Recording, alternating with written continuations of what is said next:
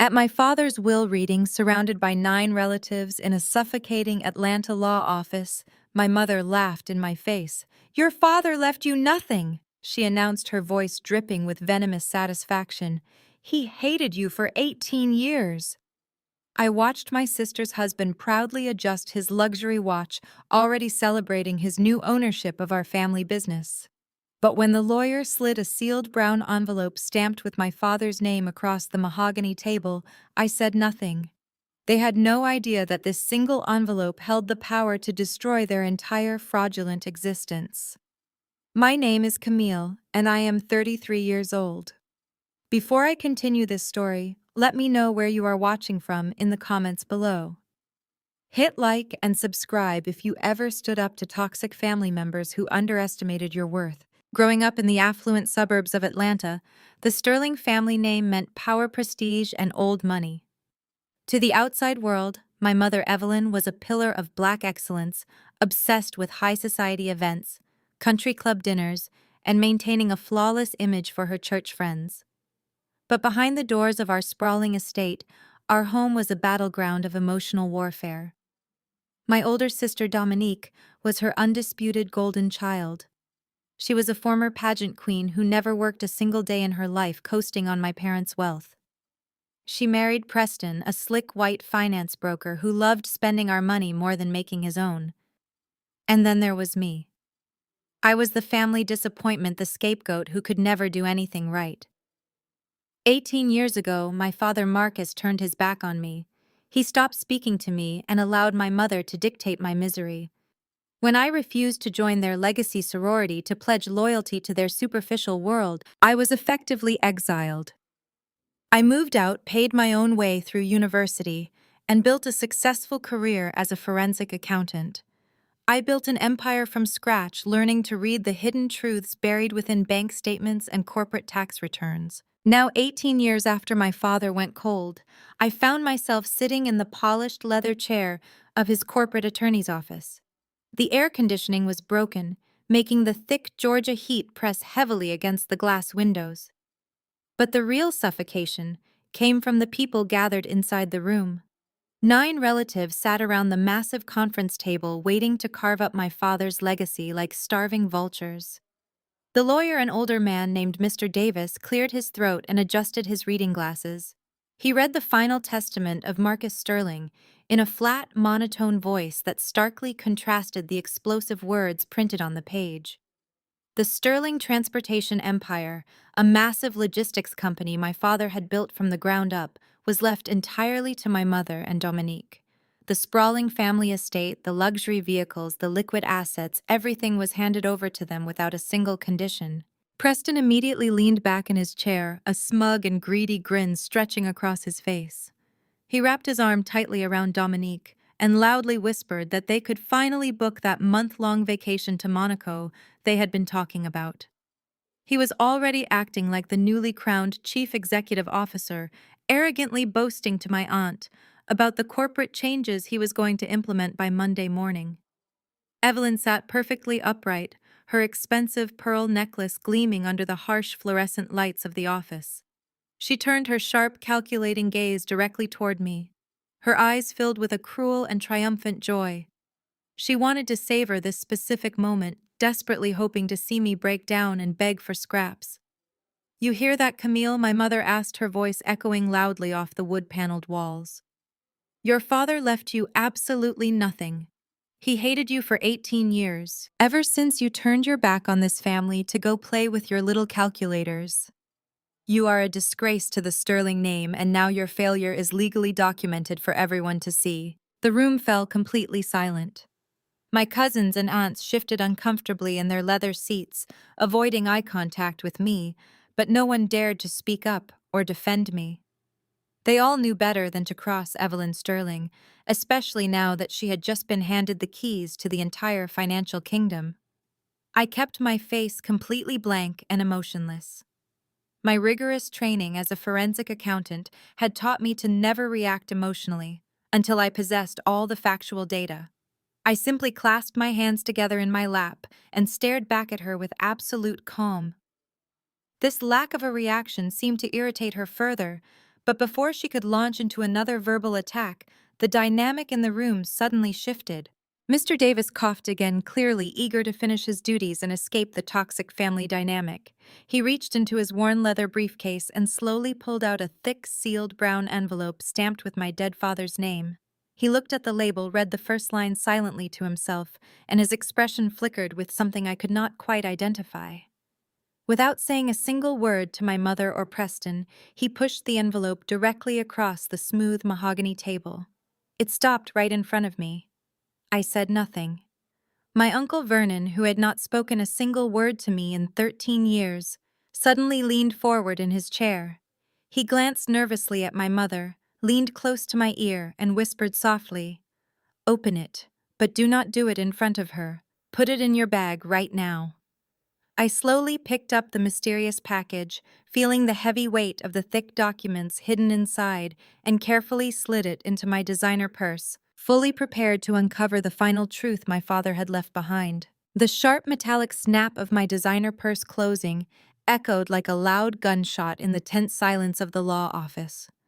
That sharp sound shattered Preston's arrogant daydream of endless wealth and European vacations. His pale blue eyes snapped toward my bag, narrowing with aggressive suspicion.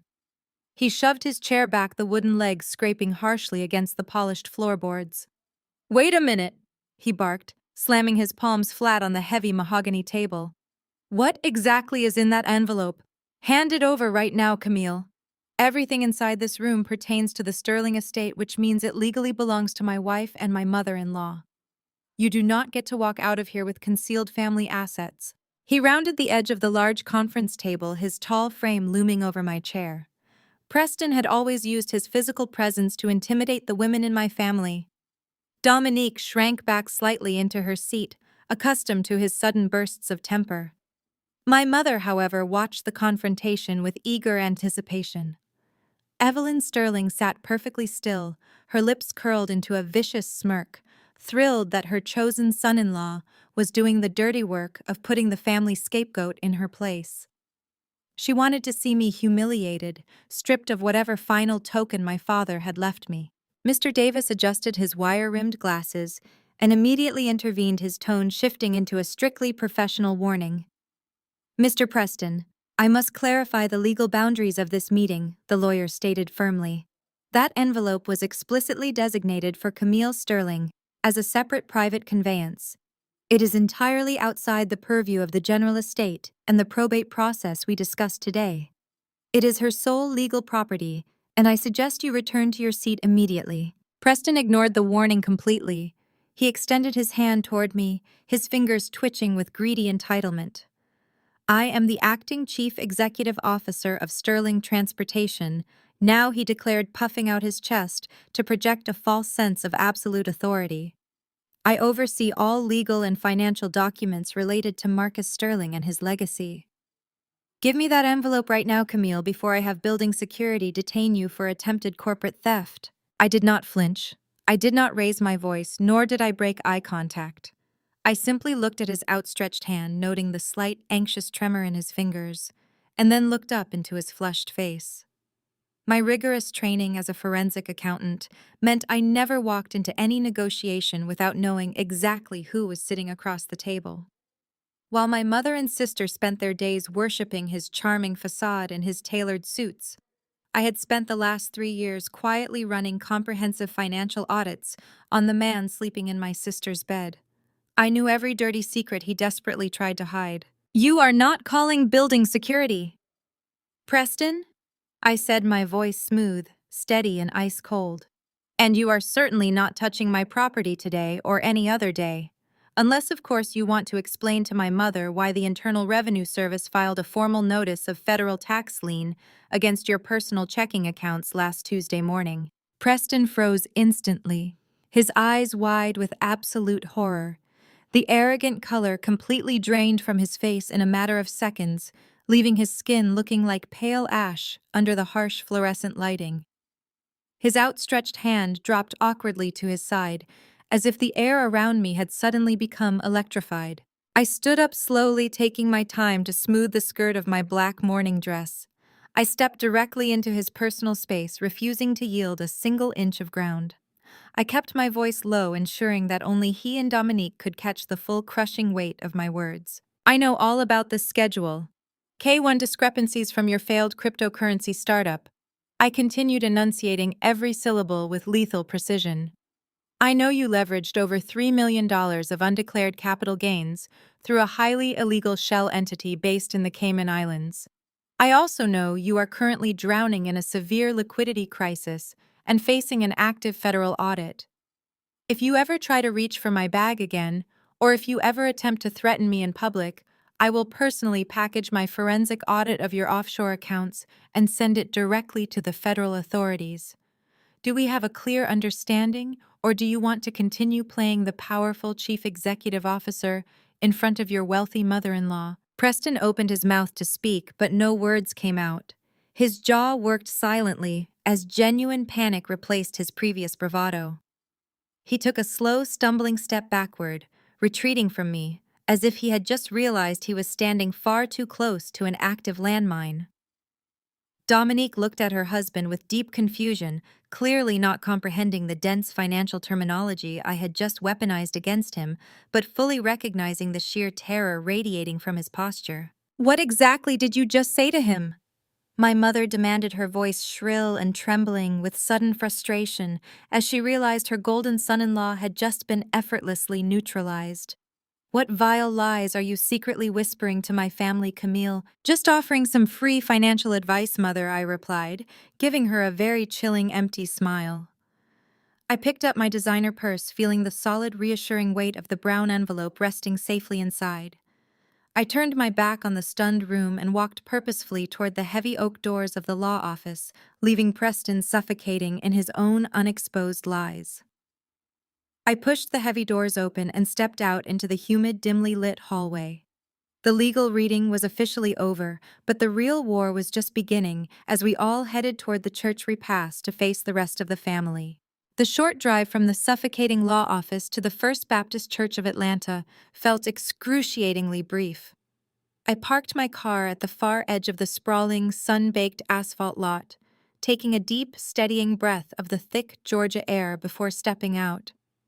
Inside the massive fellowship hall, the repast was functioning less like a solemn morning gathering and more like an extravagant social networking event for Atlanta's Black elite. My mother had spared absolutely no expense, transforming the quiet occasion of my father's death into a lavish, calculated display of the Sterling family wealth. Giant, opulent floral arrangements of imported white lilies dominated every catered table, and a sprawling buffet of southern delicacies stretched across the entire back wall of the grand room. I walked through the heavy oak double doors, my heels clicking softly and rhythmically against the polished hardwood floor. At the front of the room, standing directly beneath a massive gold-framed portrait of my late father, my mother anchored the center of the official family receiving line. She was holding court. Dominique stood faithfully to her right, dabbing her perfectly dry eyes with a monogrammed silk handkerchief, wearing the signature pearls of her prestigious sorority to signal her pedigree to the older women in the room. Preston stood to my mother's left, aggressively shaking hands and accepting quiet condolences with a practiced, superficial grief that made my stomach churn. The precise moment my mother spotted me approaching the front of the room, her spine stiffened into a rigid line of pure hostility. She immediately turned her back, physically blocking my entry into the receiving line. With a swift, calculated motion, she reached out and grabbed the arm of a distant, eager-to-please cousin, yanking her directly into the empty space where the youngest daughter rightfully belonged. "You can find a seat at the overflow tables in the back, Camille," my mother announced loudly, her voice cutting through the gentle hum of the room, ensuring the prominent church elders and affluent socialites standing nearby heard every single devastating word. "The receiving line is strictly reserved for the immediate family and those who actually respected Marcus during his lifetime. We cannot have our esteemed guests feeling uncomfortable by your disruptive presence today." The public rejection was a masterful, calculated maneuver designed to strip away my dignity and assert her absolute dominance. Dozens of curious eyes turned toward me, their faces reflecting that familiar toxic mixture of pity and morbid fascination. Years ago, a public humiliation of this magnitude would have completely shattered me. I would have retreated to the nearest bathroom to cry, begging for a microscopic scrap of maternal validation. But today, I simply gave her a brief, empty smile and walked away without uttering a single complaint. I navigated past the whispering relatives, the judging glances of women in wide-brimmed hats, and found a quiet, isolated spot near the corner of the room, standing beside a tall marble column. I had no intention of staying long. I only needed to maintain basic appearances for the sake of honoring my father's memory. Barely 10 minutes had passed when Preston detached himself from the receiving line and marched directly toward my isolated corner. The initial suffocating panic I had forced upon him back in the lawyer's office had clearly mutated into a toxic, deeply bruised ego. He grabbed a full, heavy glass of red wine from a passing waiter's silver tray and deliberately cornered me against the cold marble column. His face was flushed an angry mottled red, and the pungent, unmistakable smell of premium alcohol rolled heavily off his rapid breath. He did not say a word at first. He just stepped uncomfortably close, invading my personal space, and raised his crystal glass, as if offering a mock celebratory toast to his own perceived victory. Then, with a deliberate, aggressive, and highly calculated flick of his wrist, he tipped the goblet forward. The dark crimson liquid cascaded directly onto the front of my expensive black morning dress, soaking rapidly through the delicate silk fabric and staining my skin underneath.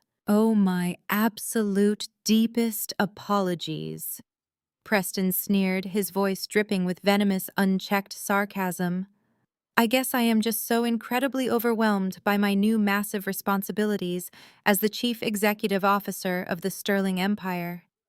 You really should be much more careful about where you stand, Camille.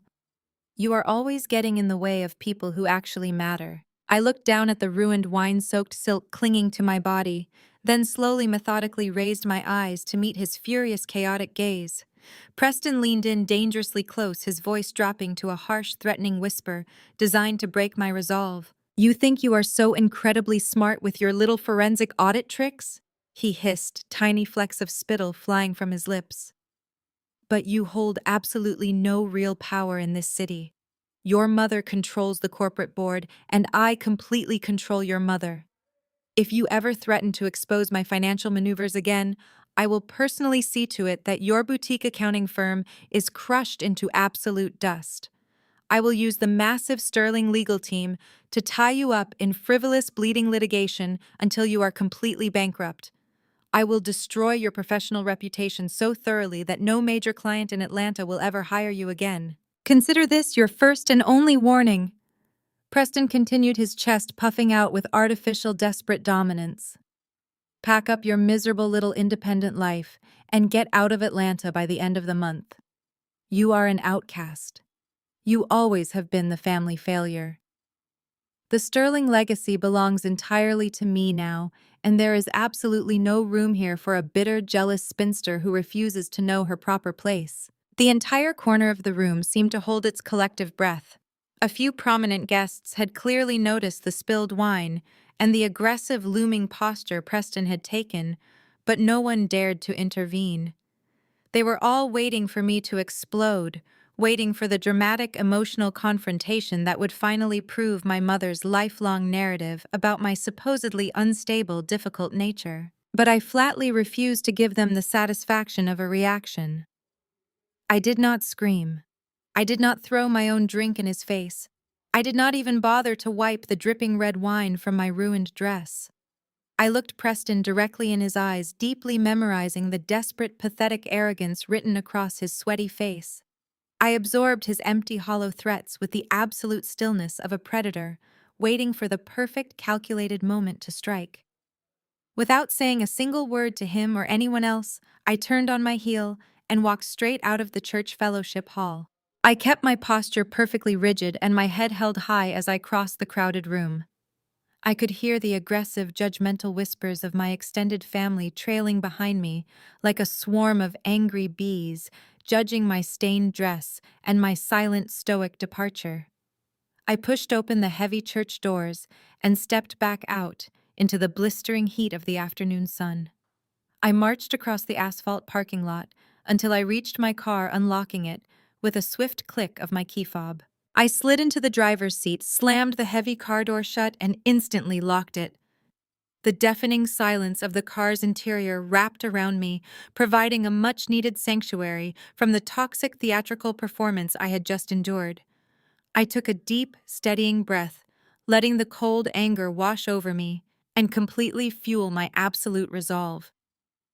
I reached into my designer purse and pulled out the sealed brown envelope. It was time to break the seal and find out exactly what truth my father had left behind. The scent of spilled red wine clung to my clothes, a sharp reminder of Preston's pathetic display of dominance inside the church. Sitting alone in the driver's seat of my locked car, I finally let out the breath I had been holding since stepping into that suffocating fellowship hall. The air conditioning blasted against my face, cooling the hot, angry flush over my skin. I reached into my bag and pulled out the brown envelope, resting it against the steering wheel. The manila paper was worn, carrying the heavy weight of hidden secrets. For 18 years, my father had looked right through me. He had ignored my college graduation, skipped my business launch, and allowed my mother to treat me like an unwanted stray. I expected this envelope to hold a final insult. Perhaps a meager check meant to buy my silence, or a typed letter explaining why I had been disowned. My forensic accounting background had trained me to prepare for the worst scenarios. I ran my thumb under the sealed flap, tearing the thick paper open with a single motion. There was no emotional handwritten letter inside. There was no sentimental final goodbye or cruel justification for his lifelong absence. Instead, I pulled out a heavy stack of crisp, watermarked legal documents secured firmly by a binder clip. The top page featured the embossed seal of a highly exclusive wealth management firm based out of Delaware. My eyes immediately locked onto the bold black lettering centered perfectly at the top of the first page. It read, "The Camille Sterling Irrevocable Asset Trust." I blinked, my mind struggling to process the legal terminology staring back at me. An irrevocable trust was the ultimate impenetrable financial fortress. Once assets were transferred into it, they could never be legally altered, touched, or reclaimed by anyone, not even the person who originally funded it, and certainly not by a greedy widow or an embezzling son-in-law. I flipped to the second page, my eyes scanning the complicated legal jargon with practiced speed. My heart began to pound a frantic, heavy rhythm as the impossible truth unraveled before me. The documents were dated nearly 18 years ago. The exact timeline perfectly matched the very week my father had suddenly turned cold and completely cut me out of his life. According to the meticulously detailed transfer logs attached to the trust, Marcus Sterling had not been ignoring me. He had been actively, desperately protecting me. The paperwork outlined a systematic, brilliant financial maneuver. My father had fully recognized my mother's toxic greed and Preston's parasitic nature long before anyone else did. He knew Evelyn and Dominique would eventually drain the Sterling transportation empire completely dry. So my father played the villain. He played the part of the cruel, distant patriarch who hated his youngest daughter, ensuring my mother never suspected that I was the center of his greatest financial strategy. While my mother was parading her golden child around country clubs and pouring cash into Preston's failing ventures, my father had been quietly stripping the foundational wealth out of the Sterling empire. The operating company, the trucks, the payroll, and the corporate brand name had been left to Evelyn and Dominique. But the logistics company was just an empty, bleeding shell. The real wealth was the commercial real estate. It was the massive shipping yards, the prime industrial land, where the company headquarters sat, the storage warehouses across 3 states, and the sprawling family estate itself. Every piece of valuable, appreciating land had been quietly transferred into my irrevocable trust 18 years ago. My father had effectively severed the land from the business. Evelyn and Preston had just inherited a failing transportation company, bleeding cash, and that company was operating entirely on land that was 100% owned by me. I sat perfectly still in the driver's seat, the heavy legal documents trembling slightly in my hands. The crushing weight of my father's 18-year sacrifice crashed down on me like a tidal wave. He had sacrificed our entire relationship. He had endured my hatred and accepted the role of a monster, all to ensure I would hold the ultimate weapon when the time finally came. He knew my forensic accounting skills would allow me to understand and execute this masterful endgame. He had not abandoned me. He had been quietly building me an empire in the shadows. A hot, unexpected tear slipped down my cheek, splashing onto the steering wheel. For the first time since I was a little girl, I cried for my father. I wept for the lost years, for the silent, heavy burden he had carried alone, and for the overwhelming love hidden beneath his cold exterior. He had thrown me to the wolves, but only after secretly handing me the keys to the entire forest. I wiped my face, fiercely smudging my makeup, but I did not care. The grief flowing through me was rapidly transforming into razor-sharp clarity. I looked down at the wine-stained silk of my dress and let out a breathless laugh. Preston had threatened to destroy my boutique firm with his expensive lawyers. My mother had proudly banished me to the overflow tables in front of her friends. They thought they had won the war because they were holding a hollow crown. They had no idea that I legally owned the very ground they were standing on. Every single brick belonged to me. I placed the irrevocable trust documents back into the brown envelope, securing it inside my designer bag. I started the car engine, the roar matching the fierce newfound energy surging through my veins. The days of Camille Sterling sitting silently in the corner were officially over forever. I shifted the heavy car into drive and steered out of the crowded church parking lot, completely ready to make my first terrifying move as the true owner of the Sterling legacy. I steered my car through the sweltering Atlanta streets, leaving the hypocritical mourning of the church repast far behind me. I did not drive to my apartment. I drove straight to the headquarters of my forensic accounting firm.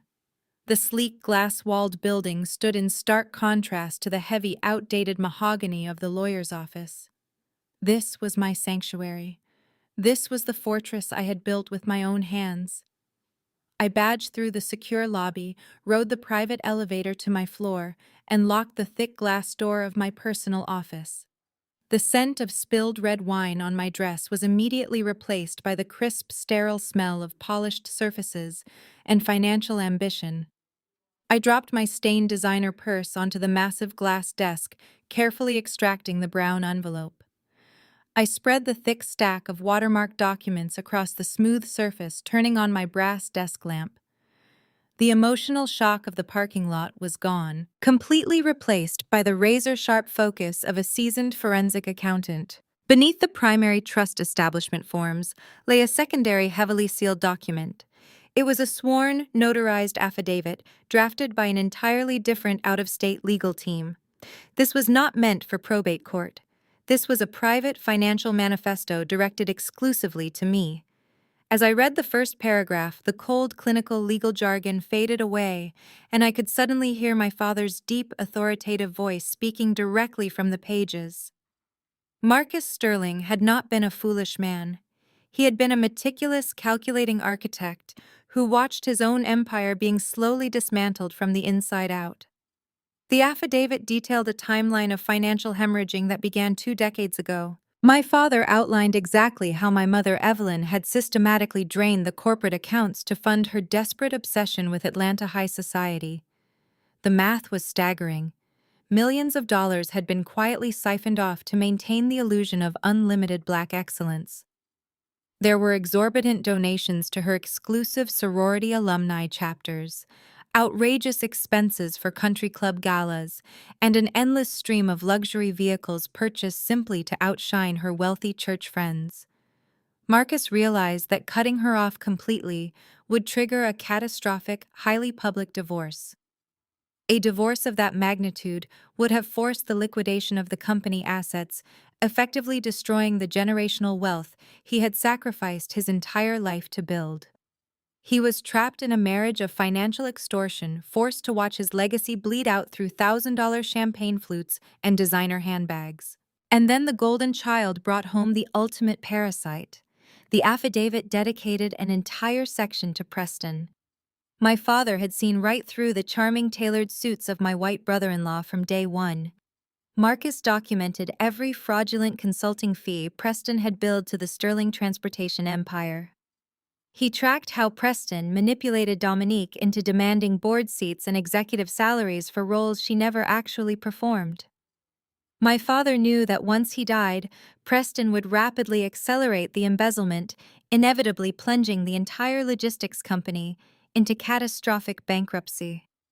Evelyn and Dominique were too blinded by Preston's superficial charm to realize he was a financial predator. Faced with the inevitable destruction of his life's work, Marcus executed a brilliant, ruthless corporate restructuring 18 years ago.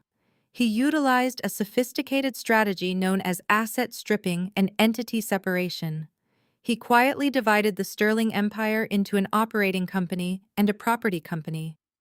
The operating company held the trucks, the payroll, the logistics contracts, the aging equipment, and all the massive corporate liabilities. That empty bleeding shell was exactly what he left to Evelyn and Dominique in his public will today. However, the property company held the true, unassailable wealth. Marcus placed every single acre of commercial real estate into the irrevocable trust. The massive shipping yards in Savannah, the sprawling warehouse distribution centers across 3 states, and even the prestigious family estate in Atlanta were transferred entirely into my name. The transportation company was merely a tenant renting its very existence from my trust. The final pages of the affidavit struck me with a devastating emotional weight. In stark, uncompromising terms, my father explained the 18-year performance that had broken my heart. Marcus knew that if he showed me even a fraction of paternal affection, Evelyn would realize I was a threat to her financial dominance. She would have used me as a pawn, manipulating my life to access whatever wealth my father tried to secure for me. To protect the only child who actually inherited his brilliant mind, Marcus had to make me completely invisible. He had to convince my mother, my sister, and the entire world that I was a bitter disappointment. By publicly discarding me, he ensured Evelyn would never look in my direction. He willingly endured my hatred for nearly 2 decades. He accepted the role of a cruel, unloving monster just to guarantee my absolute financial supremacy. I was never the discarded scapegoat. I was the hidden sword he spent 18 years sharpening, waiting for the perfect moment to strike down the parasites infesting our legacy.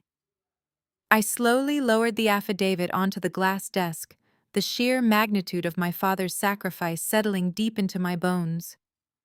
He had given up his right to love me so that I could one day own the ground my abusers walked on. I picked up my phone and turned off all notifications. I needed absolute silence to dissect the financial autopsy my father had left on my glass desk. Next to the affidavit sat a black ledger secured with a rubber band. I pulled the band off and flipped open the cover. The first section contained the audited financial statements for the Sterling Transportation Empire up to the end of the previous fiscal quarter. My mother and Preston had been too busy planning their victory lap to realize my father had copied everything. I opened my laptop, cracked my knuckles, and went to work doing exactly what I did best. I followed the money. It took less than 30 minutes to realize the magnificent corporate empire my family was toasting at the church repast was nothing but a glittering corpse. The operating company was drowning in an ocean of corporate debt. For years, my mother had treated the business accounts like her personal piggy bank.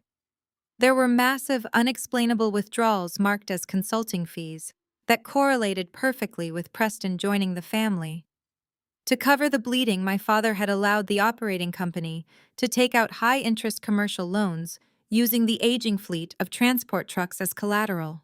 The logistics contracts, which Preston frequently bragged about securing, were locked into terrible fixed rates.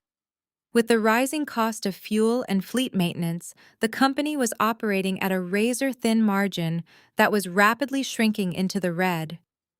Preston thought he was inheriting a cash cow that would fund his lavish lifestyle and cover his shady offshore investments.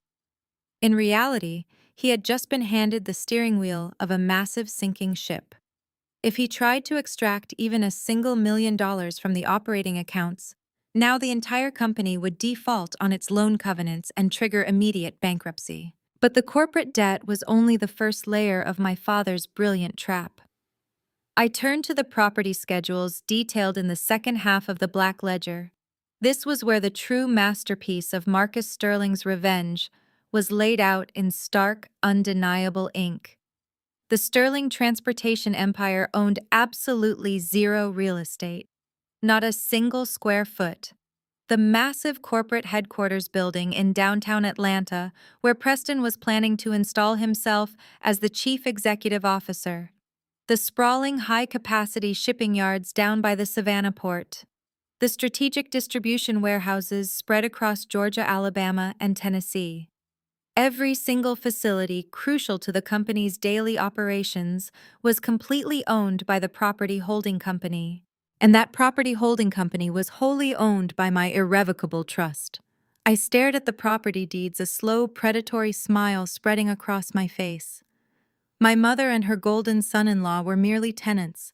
They were renting their entire corporate existence from the daughter they had just banished to the overflow tables. Without access to those specific physical locations, the transportation company would cease to function overnight. You cannot park 300 commercial freight trucks on the street, and you cannot run a Southeast regional logistics hub without the Savannah port yards. I leaned back in my ergonomic desk chair, letting the sheer magnitude of the financial leverage wash over me. Preston had stood in that church and threatened to destroy my boutique accounting firm. He had mocked me, spilled wine on me, and ordered me to pack up my miserable little independent life and leave his city. He was so blinded by his own arrogant, unearned privilege that he never bothered to check the actual property deeds. He just assumed the land came with the trucks. It was a fatal amateur mistake, exactly the kind of arrogant oversight my father knew Preston would make. My mind began to race with the strategic possibilities. As the sole legal owner of the land, I dictated the terms of their survival. The operating company was legally obligated to pay rent to my trust every single month. If they failed to pay, I had the absolute legal right to evict them, seize their operational hubs, and lock them out of the very headquarters they just inherited. I owned the board on which they were trying to play their pathetic game of Monopoly. I flipped to the lease agreement section of the ledger, my eyes scanning the fine print of the contracts my father had established between the operating shell and the property trust. My father had set the current rent far below market value to keep the transportation business afloat while he was still alive. It was a generous subsidy that had secretly funded my mother's extravagant lifestyle for over a decade. But those favorable terms were strictly tied to Marcus Sterling acting as the primary leaseholder. I traced my finger down the dense paragraphs of commercial real estate clauses until I found the specific succession provisions. My breath hitched in my throat as I read the brilliantly ruthless stipulations my father had drafted. The realization hit me like a physical shockwave. The low rent subsidy completely evaporated upon the event of my father's death. The lease agreements did not automatically transfer to the new corporate leadership at the same favorable rates. Instead, the contracts triggered a mandatory renegotiation clause, placing full authority entirely in the hands of the property owner. Evelyn and Dominique believed they were untouchable royalty. Preston thought he was the new king of Atlanta. They were drinking expensive champagne right now, blissfully unaware that they were sitting on a financial fault line that I controlled. They had built their entire identity on the illusion of limitless wealth, and I was holding the pin ready to burst their fragile, pathetic bubble.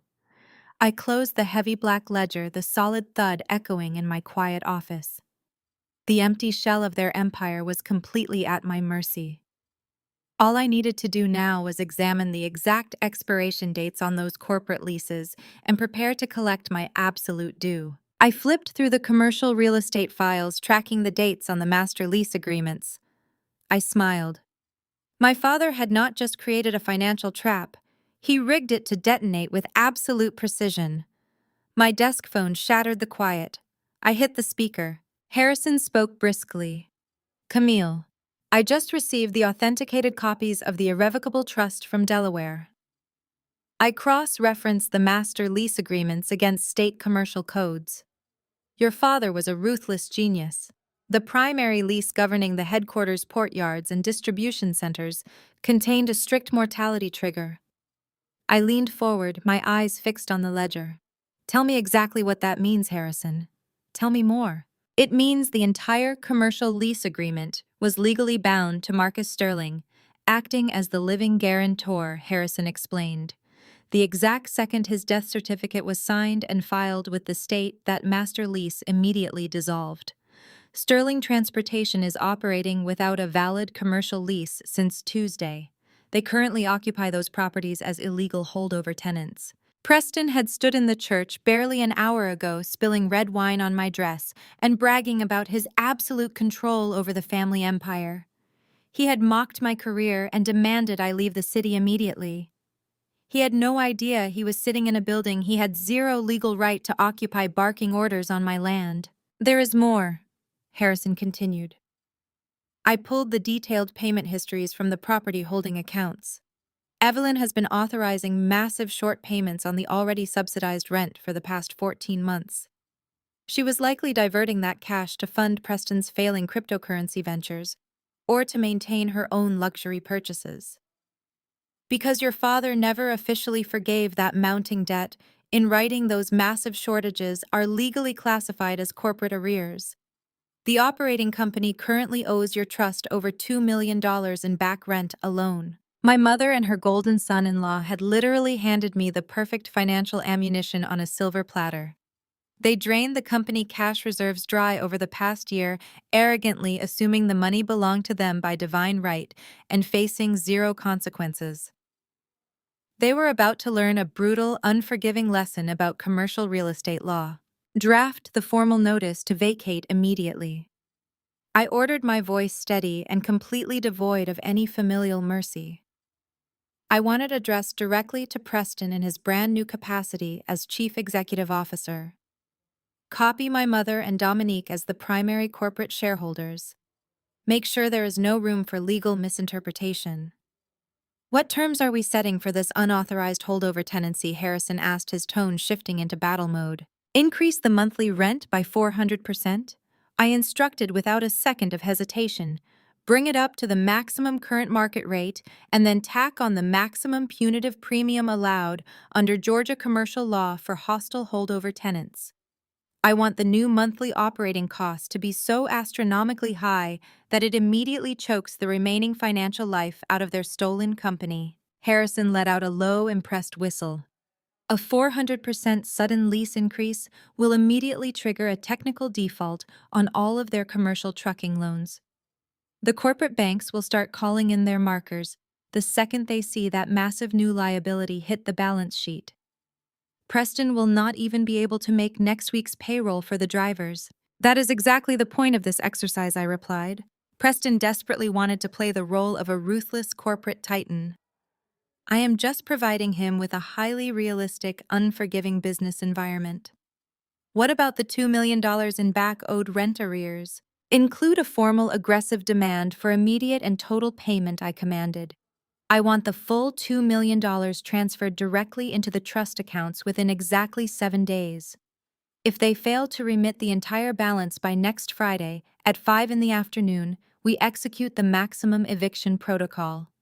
We will lock the heavy iron gates at the Savannah shipping yards, seize the corporate headquarters building, and legally impound every single freight truck parked on my property to satisfy the outstanding debt. I will have the documents drafted and ready for your signature within the hour, Harrison confirmed. How exactly do you want to handle the physical delivery? We can send it via certified mail or have a discreet process server handle it quietly. No, I said, a cold, sharp smile touching my lips. I want maximum psychological impact. Send our most aggressive process server. Have him walk right through the glass front doors of the Sterling corporate headquarters. I want the thick legal notice slammed directly onto Preston's desk while he is sitting there pretending to be the king of Atlanta.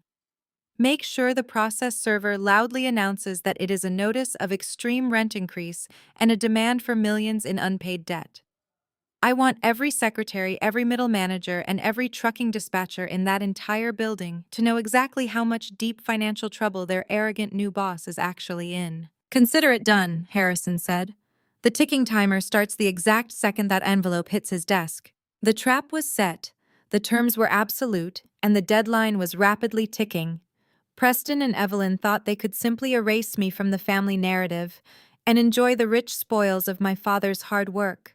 They thought they had secured a lifetime of unearned luxury and power. Instead, they had just inherited a ticking financial time bomb, and I was the one holding the detonator. I stood up from my desk, grabbed my stained designer purse, and walked out of my office. It was time to go home, change into a stunning evening gown, and prepare for my mother's extravagant victory gala. I had a spectacular corporate execution to attend. Tonight is going to be unforgettable for all of them. I walked into my high-rise penthouse overlooking the Atlanta skyline. The air was cool and silent. It was a stark contrast to the chaotic venom of my family. I peeled off the ruined black silk dress. I threw the fabric into the trash. I stepped into a scalding shower. I let the hot water wash away the lingering stench of Preston and the church repast.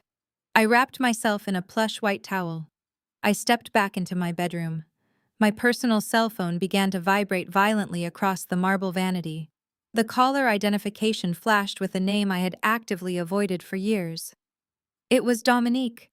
My older sister rarely reached out to me directly unless she needed someone to blame or someone to pay. Today, it was clearly both. I tapped the green button and put the phone on speaker. I continued to apply my expensive moisturizer. Camille, I need you to wire $50,000 to my personal checking account right now, Dominique commanded. She did not bother with a greeting or any fake sisterly affection. Her voice was shrill.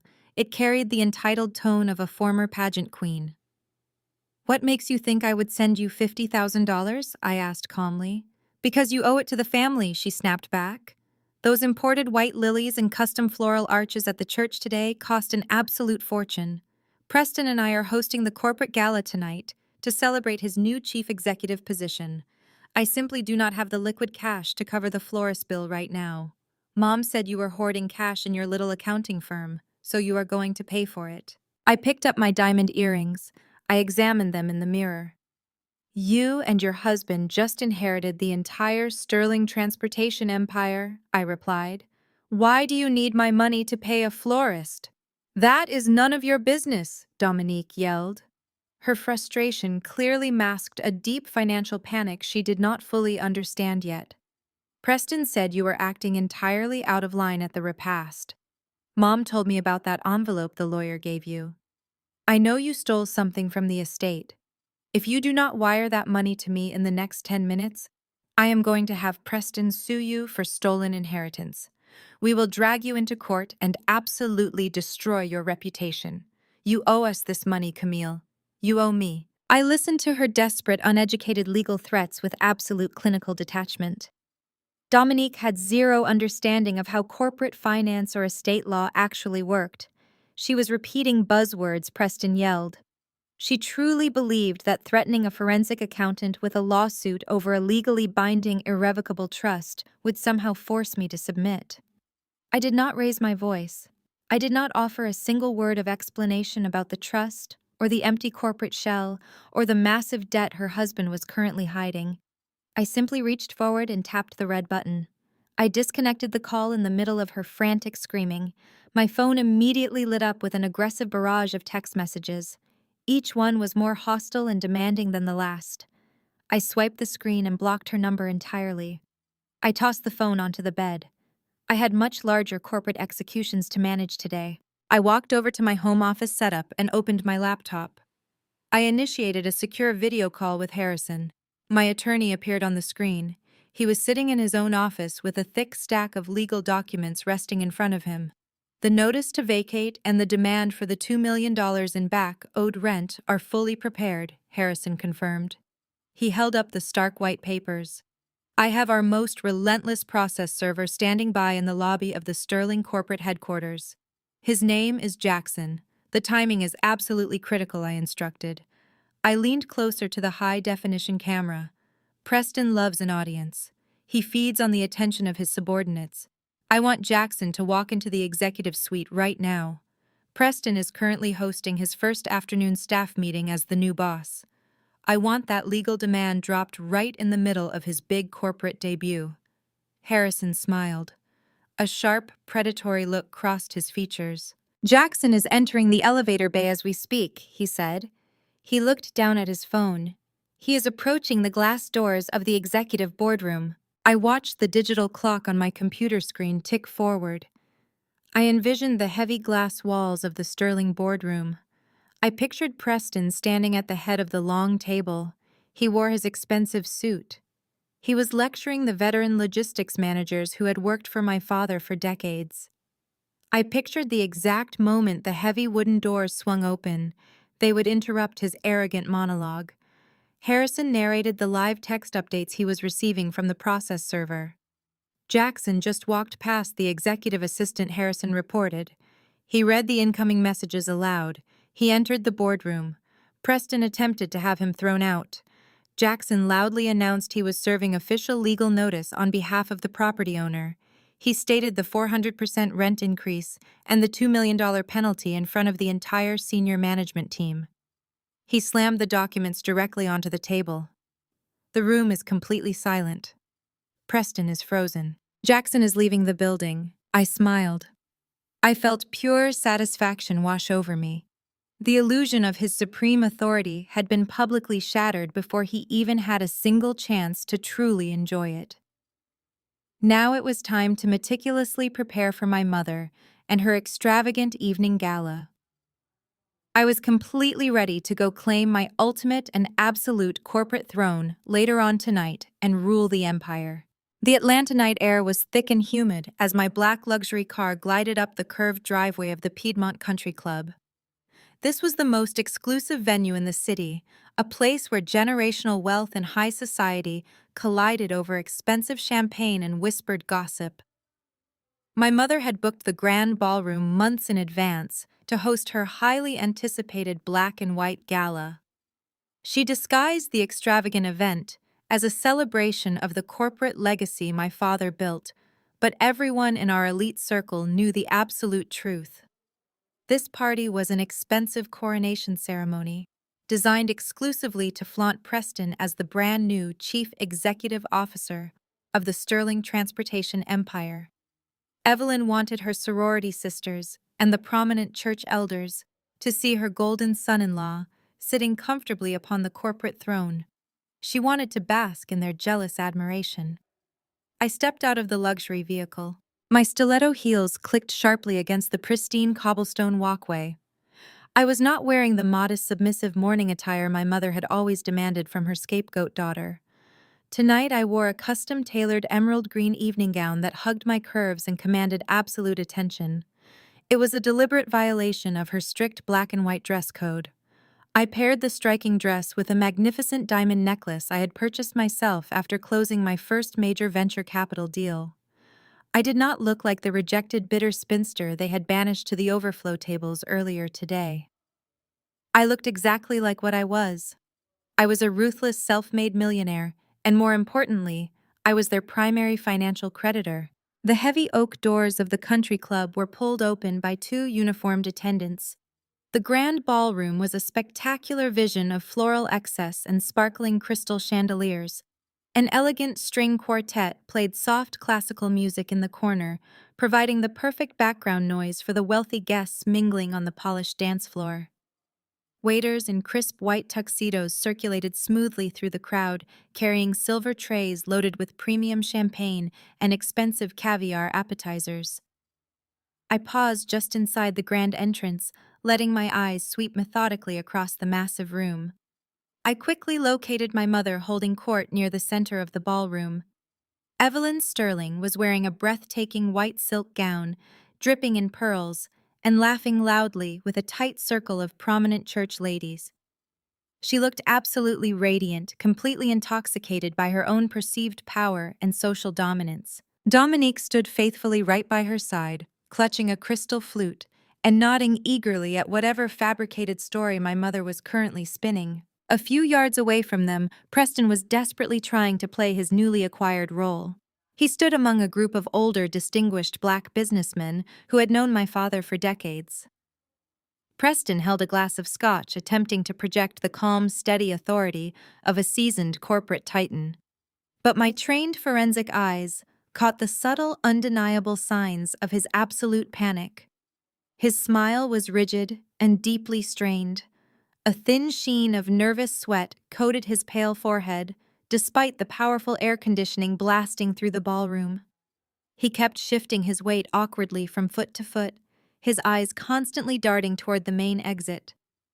Jackson, my process server, had successfully dropped the legal bomb on his desk just a few hours ago.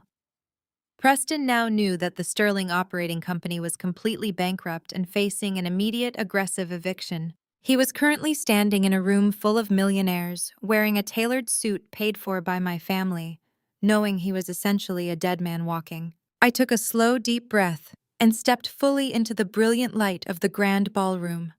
My emerald green gown caught the attention of a prominent female judge standing near the entrance.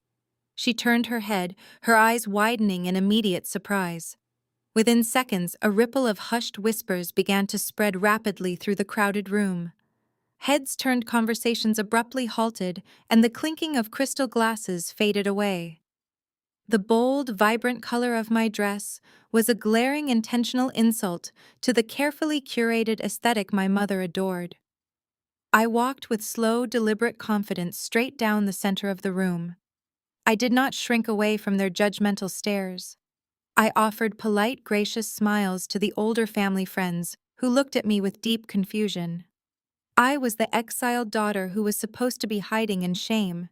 Yet here I was, gliding across the floor with the undeniable posture of an absolute conqueror. My mother finally noticed the sudden shift in the energy of the room. Evelyn turned her head, the loud fake laughter instantly dying in her throat as she spotted me approaching. Her perfectly manicured hands gripped her champagne glass so tightly I thought the delicate crystal might shatter into pieces. The absolute fury radiating from her face was a spectacular sight to witness. Dominique gasped audibly, stepping backward and bumping into a waiter. Preston saw me next. The remaining color completely vanished from his already pale face. He looked like a cornered animal staring directly down the barrel of a loaded shotgun.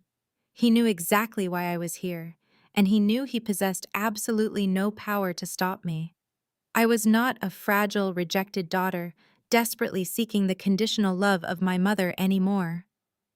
I was the sole legal owner of the ground beneath their corporate headquarters, and I had arrived uninvited to collect my profound, inevitable due. I stopped just a few feet away from their tight, panicking circle, raising my chin and waiting for the chaos to finally erupt into the open. The orchestra continued to play a lively symphony, completely oblivious to the intense financial warfare unfolding silently across the polished marble floor. I smiled warmly at my terrified family. I was ready to watch their fraudulent empire burn to the ground starting right now. My mother took a sudden step forward, her white silk gown rustling harshly as she tried to block the view of curious guests. Before she could unleash a torrent of whispered insults, Preston intercepted. The false veneer of a corporate executive vanished from his face, replaced by the raw panic of a desperate man. He lunged toward me, gripping my bare elbow with bruising force. He did not speak to the surrounding crowd. He simply smiled a tight, terrifying smile for the onlookers and yanked me away from the center of the ballroom. I allowed him to pull me toward the heavy velvet curtains that masked the entrance to a secluded, dimly lit service hallway. As soon as the thick fabric fell shut behind us, isolating us from the cheerful symphony and the clinking crystal glasses, Preston released my arm and slammed his hand against the textured wallpaper. His own breathing was heavy and erratic. "Are you completely out of your damn mind?" he snarled, stepping into my personal space to use his impressive height as a weapon. "You send a process server into my own executive boardroom to demand $2 million. You actually think you can arbitrarily increase the corporate rent by 400% on your first day holding a piece of paper. I am the Chief Executive Officer of Sterling Transportation. Your mother and my wife own the entire operating structure. We have a massive corporate legal fund at our disposal, Camille. I will hire the most vicious commercial litigators in the state of Georgia." I will personally bury you in so many injunctions and endless discovery motions that you will spend the rest of your pathetic life paying legal fees.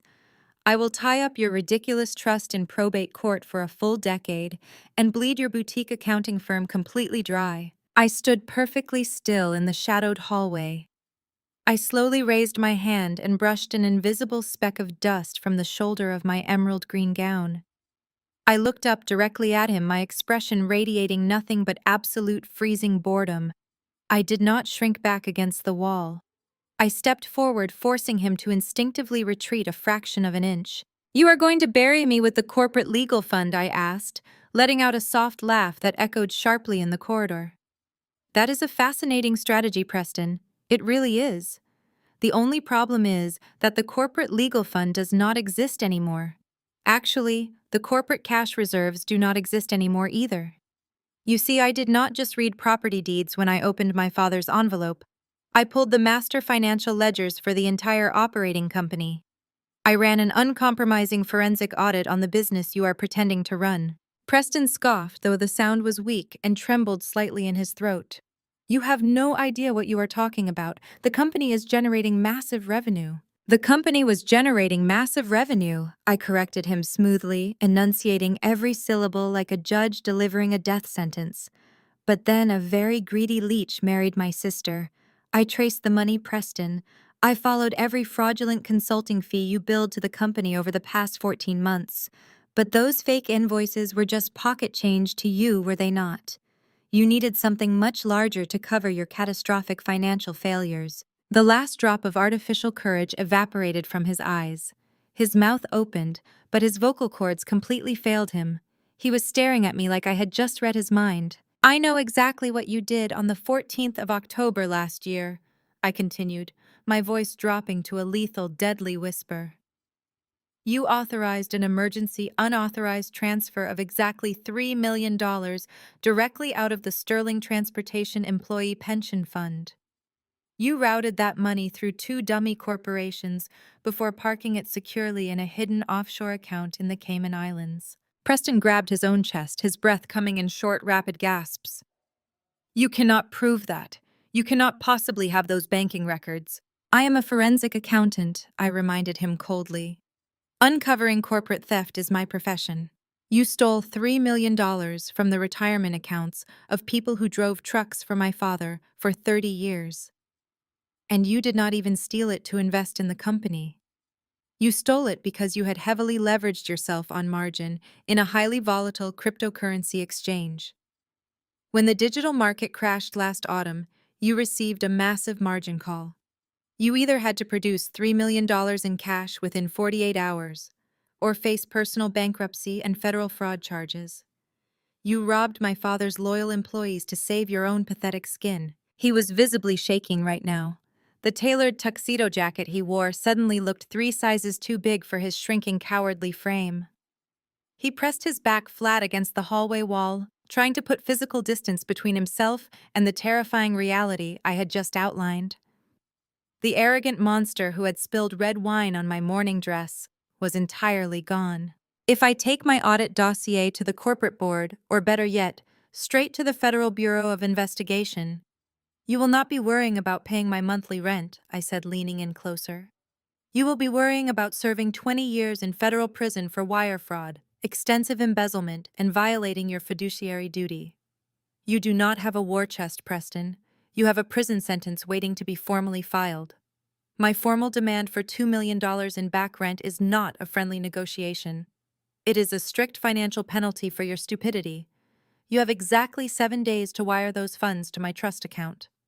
If you miss that final deadline by a single minute, I will hand my forensic dossier directly to the federal authorities and happily watch them place you in handcuffs." Before Preston could formulate a pathetic response to my federal prison threat, the heavy velvet curtains masking the service hallway were violently ripped open. The sudden intrusion of bright chandelier light blinded me for a fraction of a second. My mother stood in the dramatic opening, her white silk gown billowing around her like a storm cloud. Her eyes darted wildly between Preston's pale, terrified face and my absolute freezing composure. Evelyn Sterling did not care to assess the actual situation or question why her golden son-in-law looked like he was about to pass out. She only saw her scapegoat daughter standing too close to her prized executive. "What kind of disgraceful scene are you trying to cause in the shadows?" "Camille!" my mother shrieked, her voice echoing loudly enough to draw the immediate attention of the guests lingering near the hallway entrance. She marched forward, her diamond bracelets clinking aggressively, and grabbed my bare arm with her sharp manicured nails. She did not keep the confrontation private. She deliberately yanked me out of the secluded corridor and dragged me directly onto the edge of the polished marble dance floor. The string quartet abruptly stopped playing. The cheerful chatter of Atlanta's black elite died, instantly replaced by a thick, suffocating silence. Hundreds of eyes locked onto the spectacle unfolding in the center of the grand ballroom. Preston stumbled out of the hallway right behind us, desperately trying to straighten his tailored tuxedo jacket.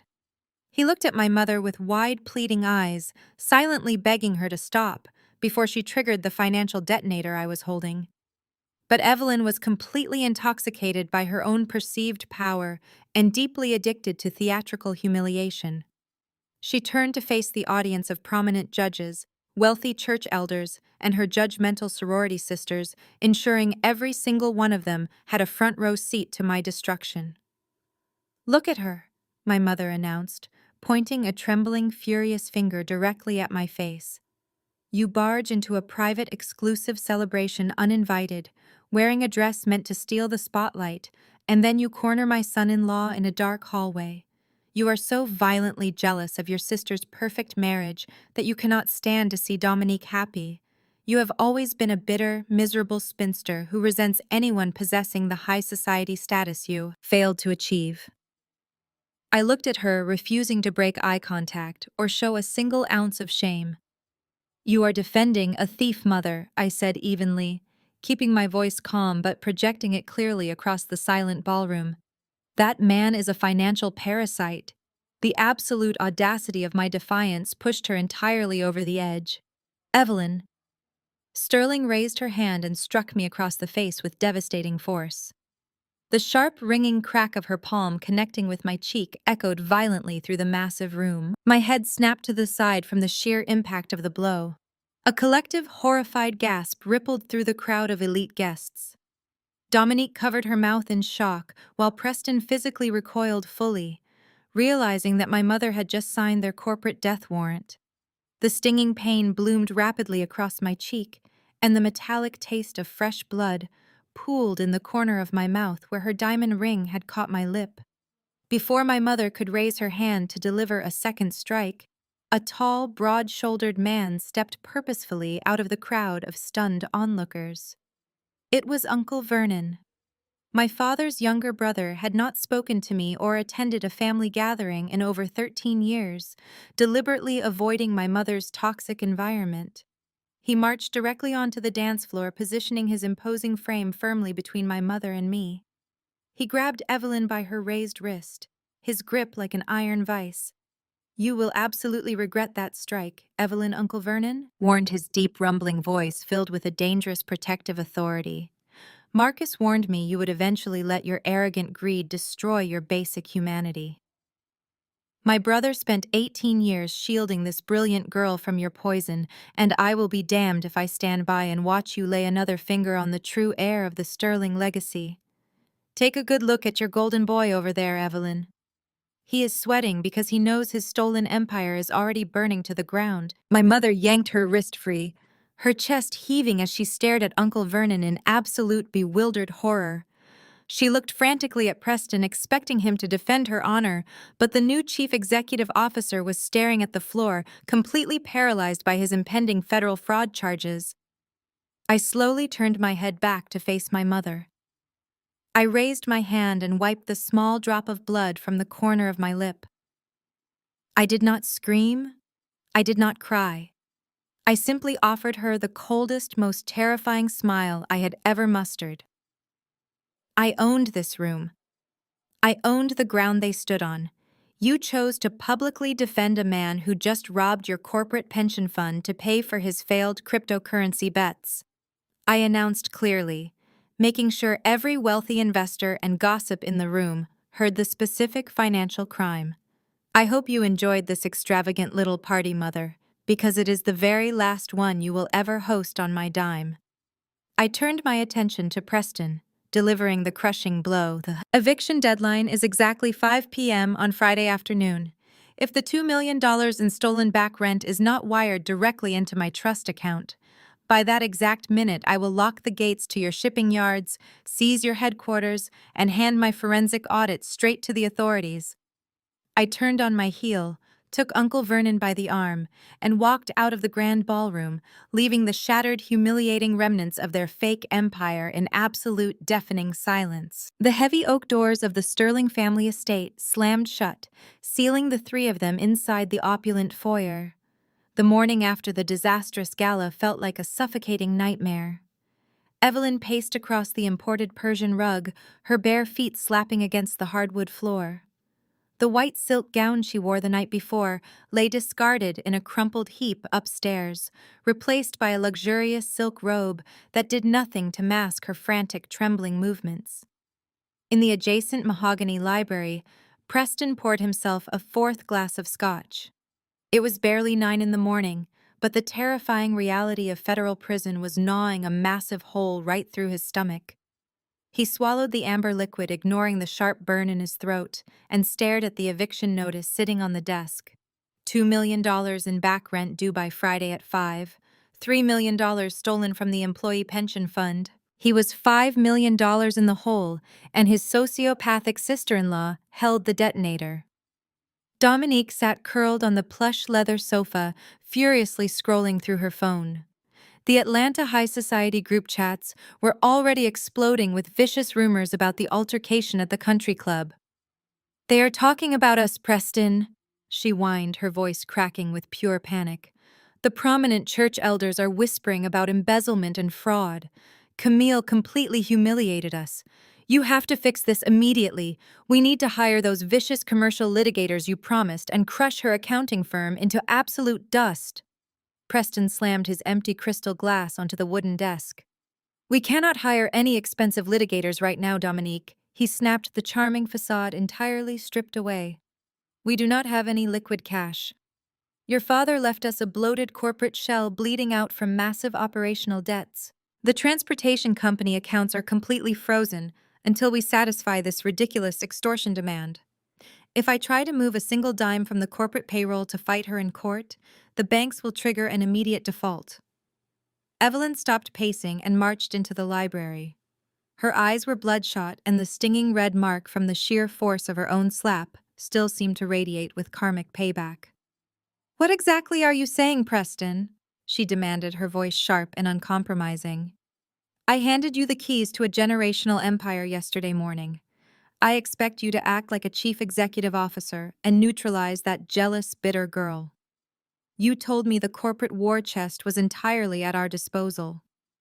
Preston looked at his wealthy mother-in-law, quickly calculating the exact psychological pressure points he needed to press. Evelyn was completely obsessed with her flawless social image. She would rather die than admit defeat to the daughter she publicly abused. He took a deep breath, smoothing his wrinkled dress shirt, and launched into the most critical sales pitch of his miserable life. "Camille is bluffing about the offshore accounts," Preston lied, his voice dropping into a smooth, comforting, and manipulative cadence. "She hacked into some outdated tax files and combined them with the illegal lease agreements your late husband secretly drafted. Marcus set us up to fail Evelyn. He engineered this entire financial crisis to punish you for surviving him. Camille is just the weapon he left behind to execute his petty revenge. But we can still completely outmaneuver her. We just need an immediate injection of untraceable liquid capital to satisfy the commercial lease arrears and hire a private legal team to destroy her irrevocable trust." "How much capital do we realistically need?" Dominique asked, desperately clinging to her husband's fabricated confidence. $5 million, Preston stated firmly without breaking eye contact. $3 million to secure the best corporate defense firm in the state of Georgia, and $2 million to pay off the fraudulent rent demand, so she cannot legally lock us out of the shipping yards on Friday afternoon. Once we secure the properties and stabilize the logistics contracts, we countersue Camille for corporate sabotage and drain her boutique accounting firm entirely dry. We will take every single penny she has ever earned. Evelyn crossed her arms, her diamond rings flashing under the library lights. And where exactly do you propose we find $5 million in liquid cash by Friday morning? She challenged. You just admitted the corporate accounts are locked. Preston walked around the mahogany desk and placed his hands gently on Evelyn's shoulders. He looked deeply into her panicked eyes. We mortgaged the family estate, he said softly. Evelyn physically recoiled, slapping his hands away. Absolutely not, she shrieked, her voice echoing off the high ceilings. This estate is the crown jewel of the Sterling legacy. It is the ultimate symbol of my social standing in Atlanta. I will not put a massive commercial lien on my personal home just to pay off that miserable, ungrateful girl. Dominique rushed forward and grabbed her mother's arm. Mom, you have to listen to him, she pleaded, her eyes wide with mounting terror. If Camille locks us out of the corporate headquarters on Friday, the entire transportation empire collapses over the weekend. The country club ladies will know we are completely bankrupt. The bank will seize the luxury cars. We will lose our memberships, our status, and everything we have ever built. We will be the laughingstock of the entire city. Preston seized the opening, amplifying the fear. Dominique is right, Evelyn.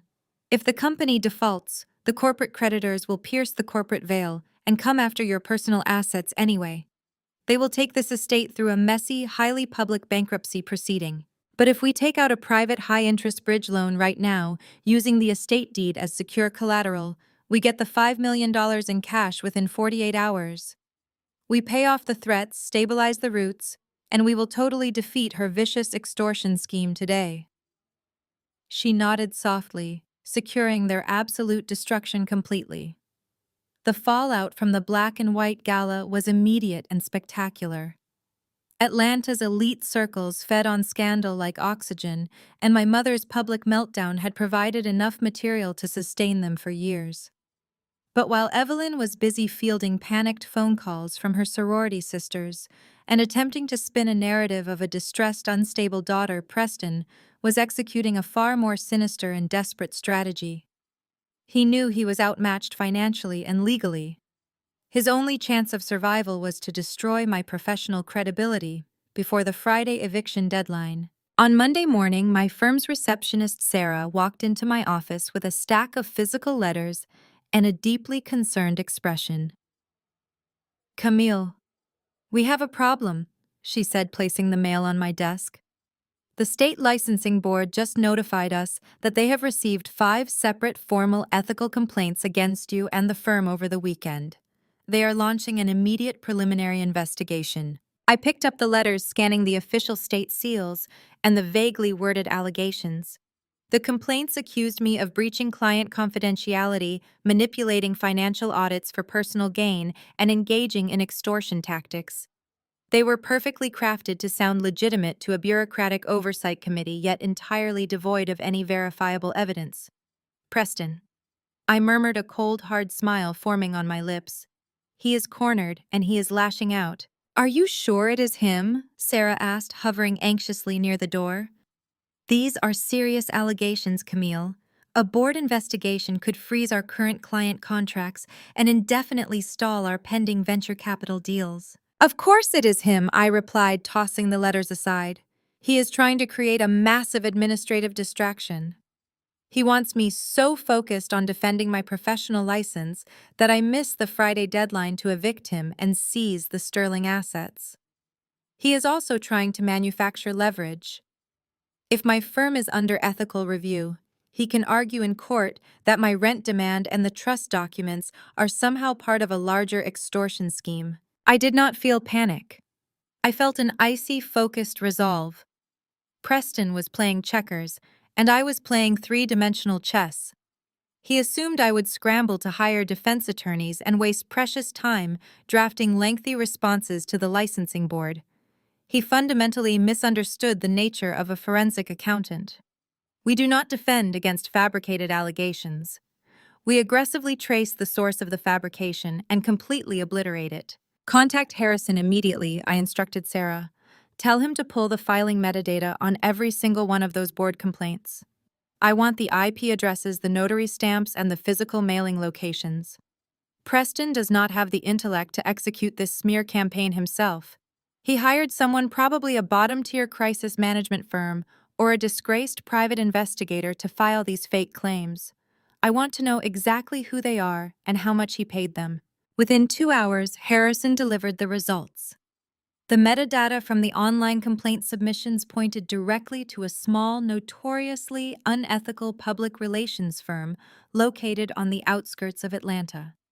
A quick dive into their recent financial transactions, easily accessible through my network of banking contacts, revealed a wire transfer of $50,000 initiated by Preston early Sunday morning. He used the last remaining drops of liquidity in his personal accounts to buy a smear campaign, I noted, reviewing the wire transfer details on my laptop. He is officially tapped out. This is a clear case of defamation and tortious interference, Harrison said through the secure video link, his voice tight with professional outrage. We can file an emergency injunction and hit him with a massive civil suit by tomorrow morning. No, I countered, leaning back in my chair. A civil suit takes months, even years. We do not have that kind of time, and I am not interested in a lengthy legal battle. I want immediate, absolute destruction. Prepare a comprehensive dossier on this PR firm. Include the wire transfer details, the fake complaints, and cross-reference them against any previous ethical violations the firm has committed. We are not just going to clear my name. We are going to ensure that firm loses its business license permanently. But more importantly, I continued, my gaze fixed on the screen. This desperate move confirms that Preston is completely out of options. He is thrashing wildly, trying to find any weakness in my armor. It is time to stop playing defense and launch the final devastating offensive. He wants to dig into my professional life. Fine. I am going to dig into his personal life. I am going to rip apart his financial history so thoroughly that he will beg for a prison sentence just to escape the humiliation. I ended the call with Harrison and turned back to my laptop. The smear campaign was a pathetic, transparent distraction.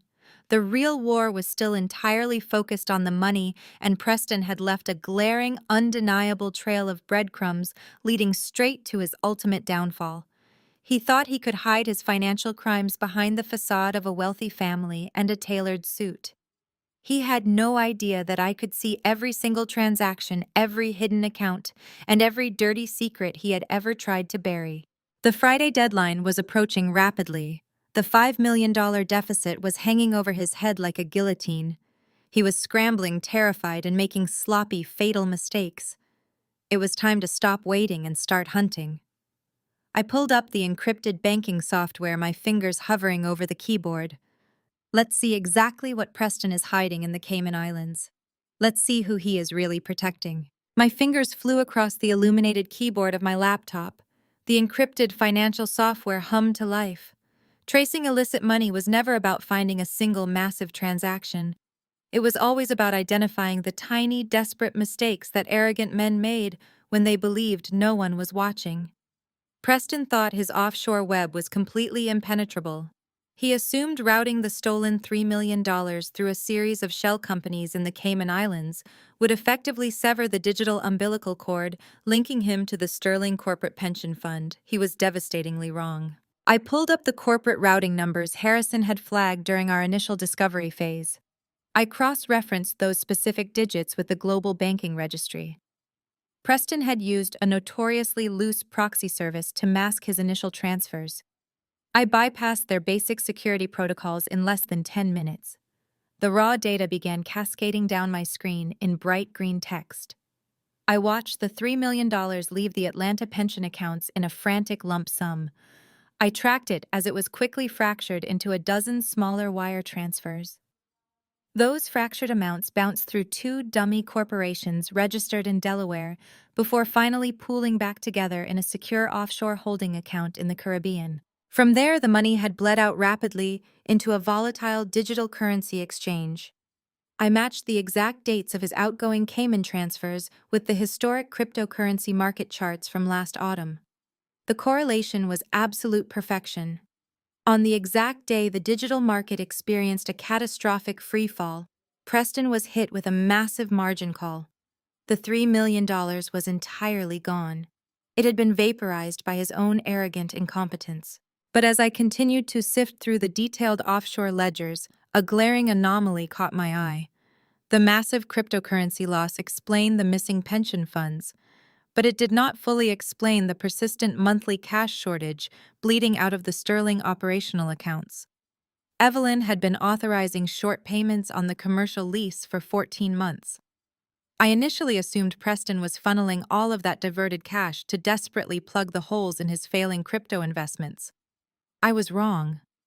The financial autopsy revealed a secondary, completely separate parasitic drain. I isolated a recurring offshore transaction.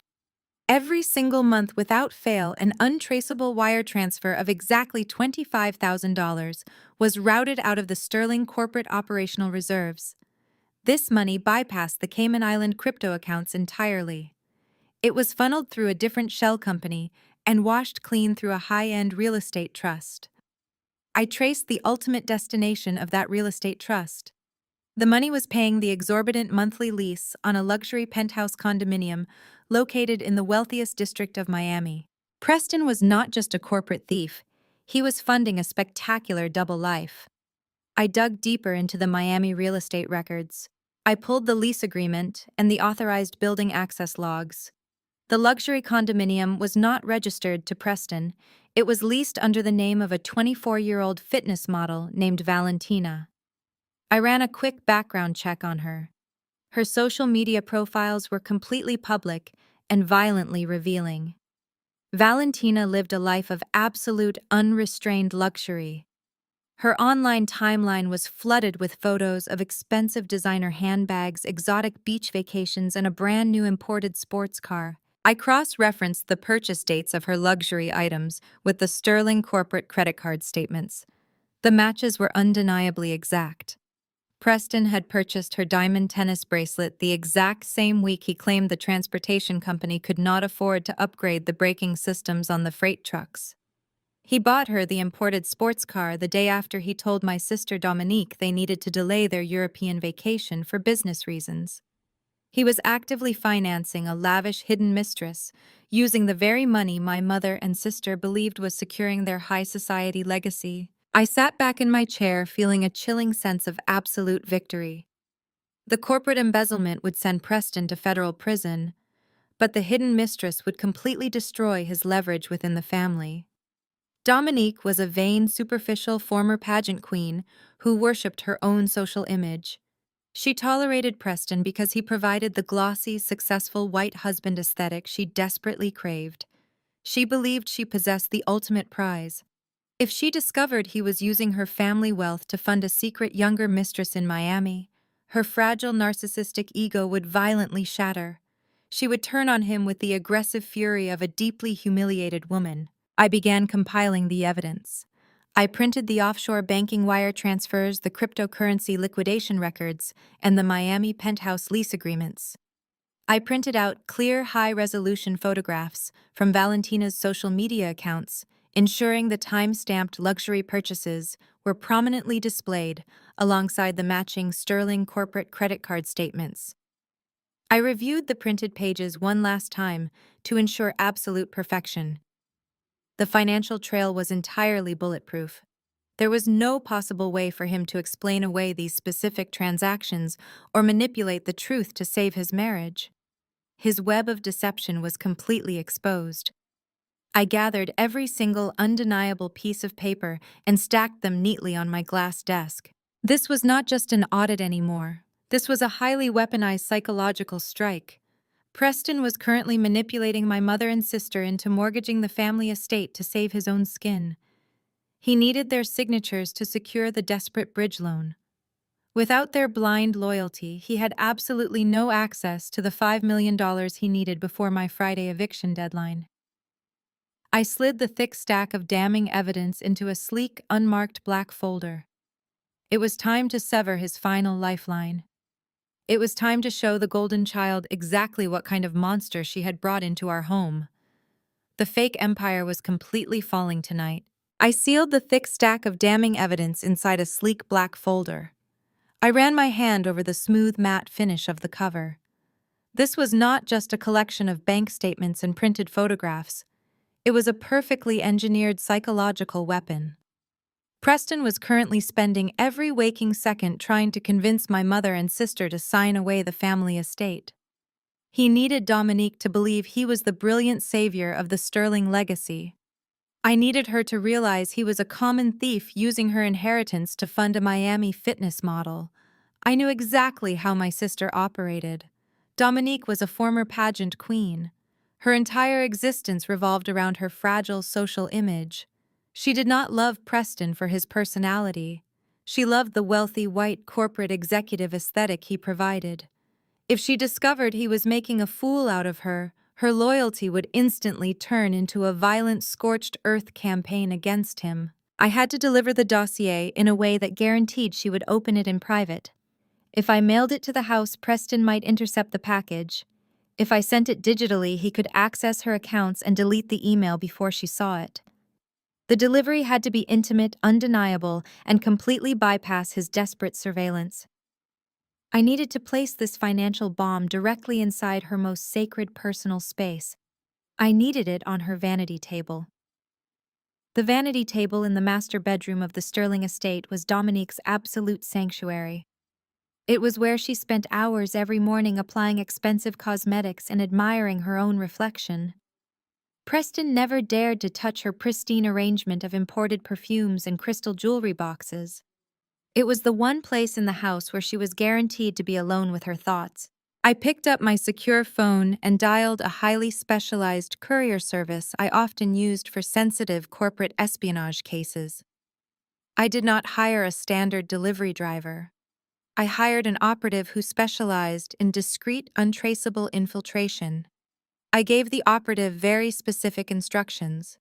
I provided the security gate codes for the Sterling estate, which my mother had arrogantly never bothered to change after banishing me.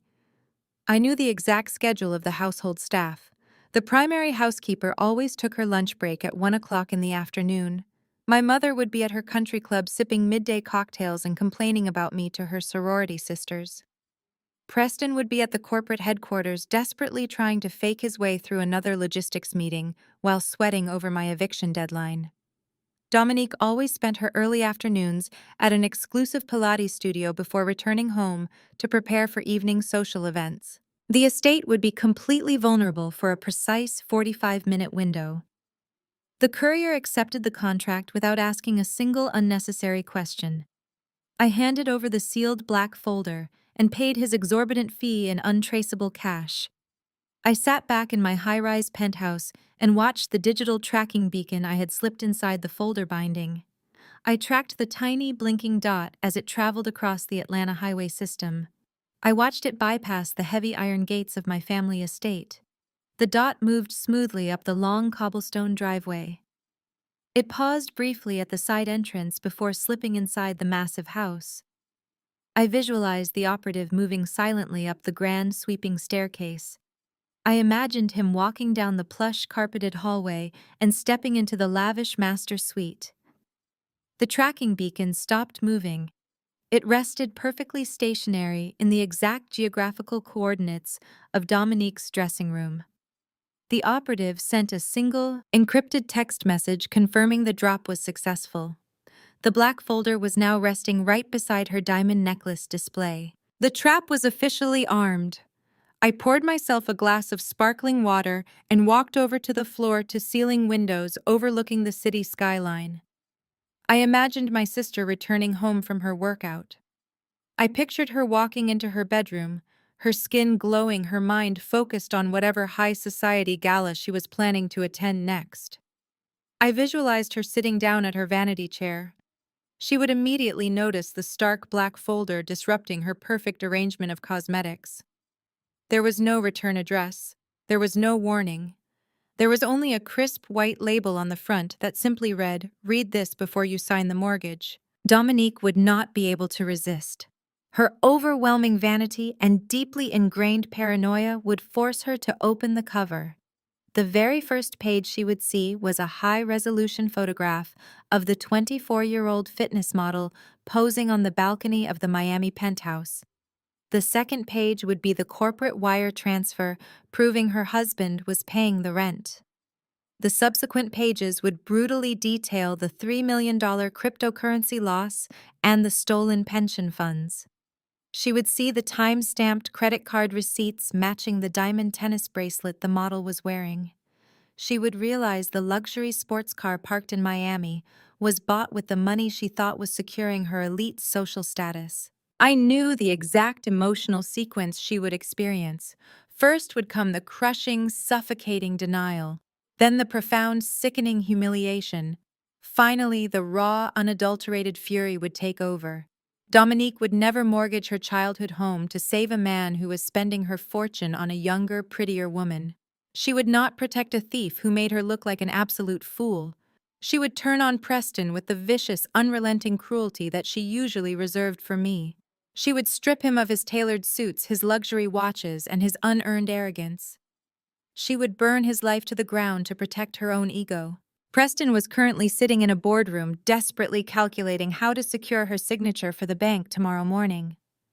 He thought he had his wife completely under his control. He believed his charming lies were holding the fraudulent empire together. He had no idea he was heading home to a wife who was currently staring at absolute, undeniable proof of his betrayal. He was walking directly into an execution chamber of his own making. I smiled at the Atlanta sunset. The board was perfectly set for tomorrow's final destruction at the bank.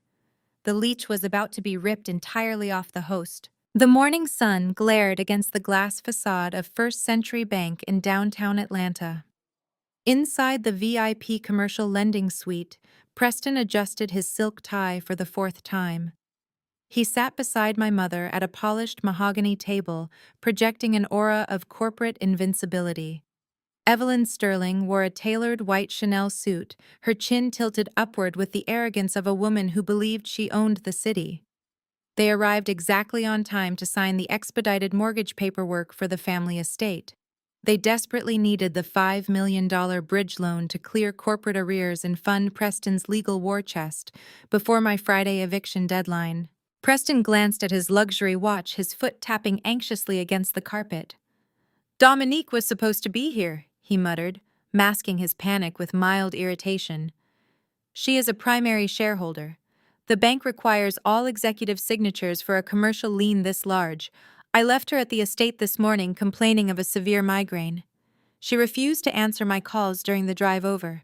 Evelyn waved her manicured hand dismissively, unbothered by her golden child, missing the most critical meeting of their lives. "Leave your wife alone, Preston. Dominique lacks the stomach for high-stakes maneuvering. She trusts us to handle the business mechanics. The loan officer assured me yesterday that my signature as matriarch and yours as chief executive officer will be sufficient to initiate the wire transfer. We will secure the $5 million today, crush Camille tomorrow, and resume normal lives by the weekend." The heavy wooden doors swung open. A junior loan officer rushed into the room looking incredibly nervous. He clutched a sleek leather portfolio tight against his chest. "Mr. Preston, Mrs. Sterling," he said, his voice cracking. "I deeply apologize for the delay. A bridge loan of $5 million falls outside our standard retail underwriting protocols. This specific tier of high-risk emergency commercial lending requires direct approval from our primary private equity partner." Evelyn scoffed loudly, clearly insulted. "Then bring your private equity partner into this room immediately. I am Evelyn Sterling.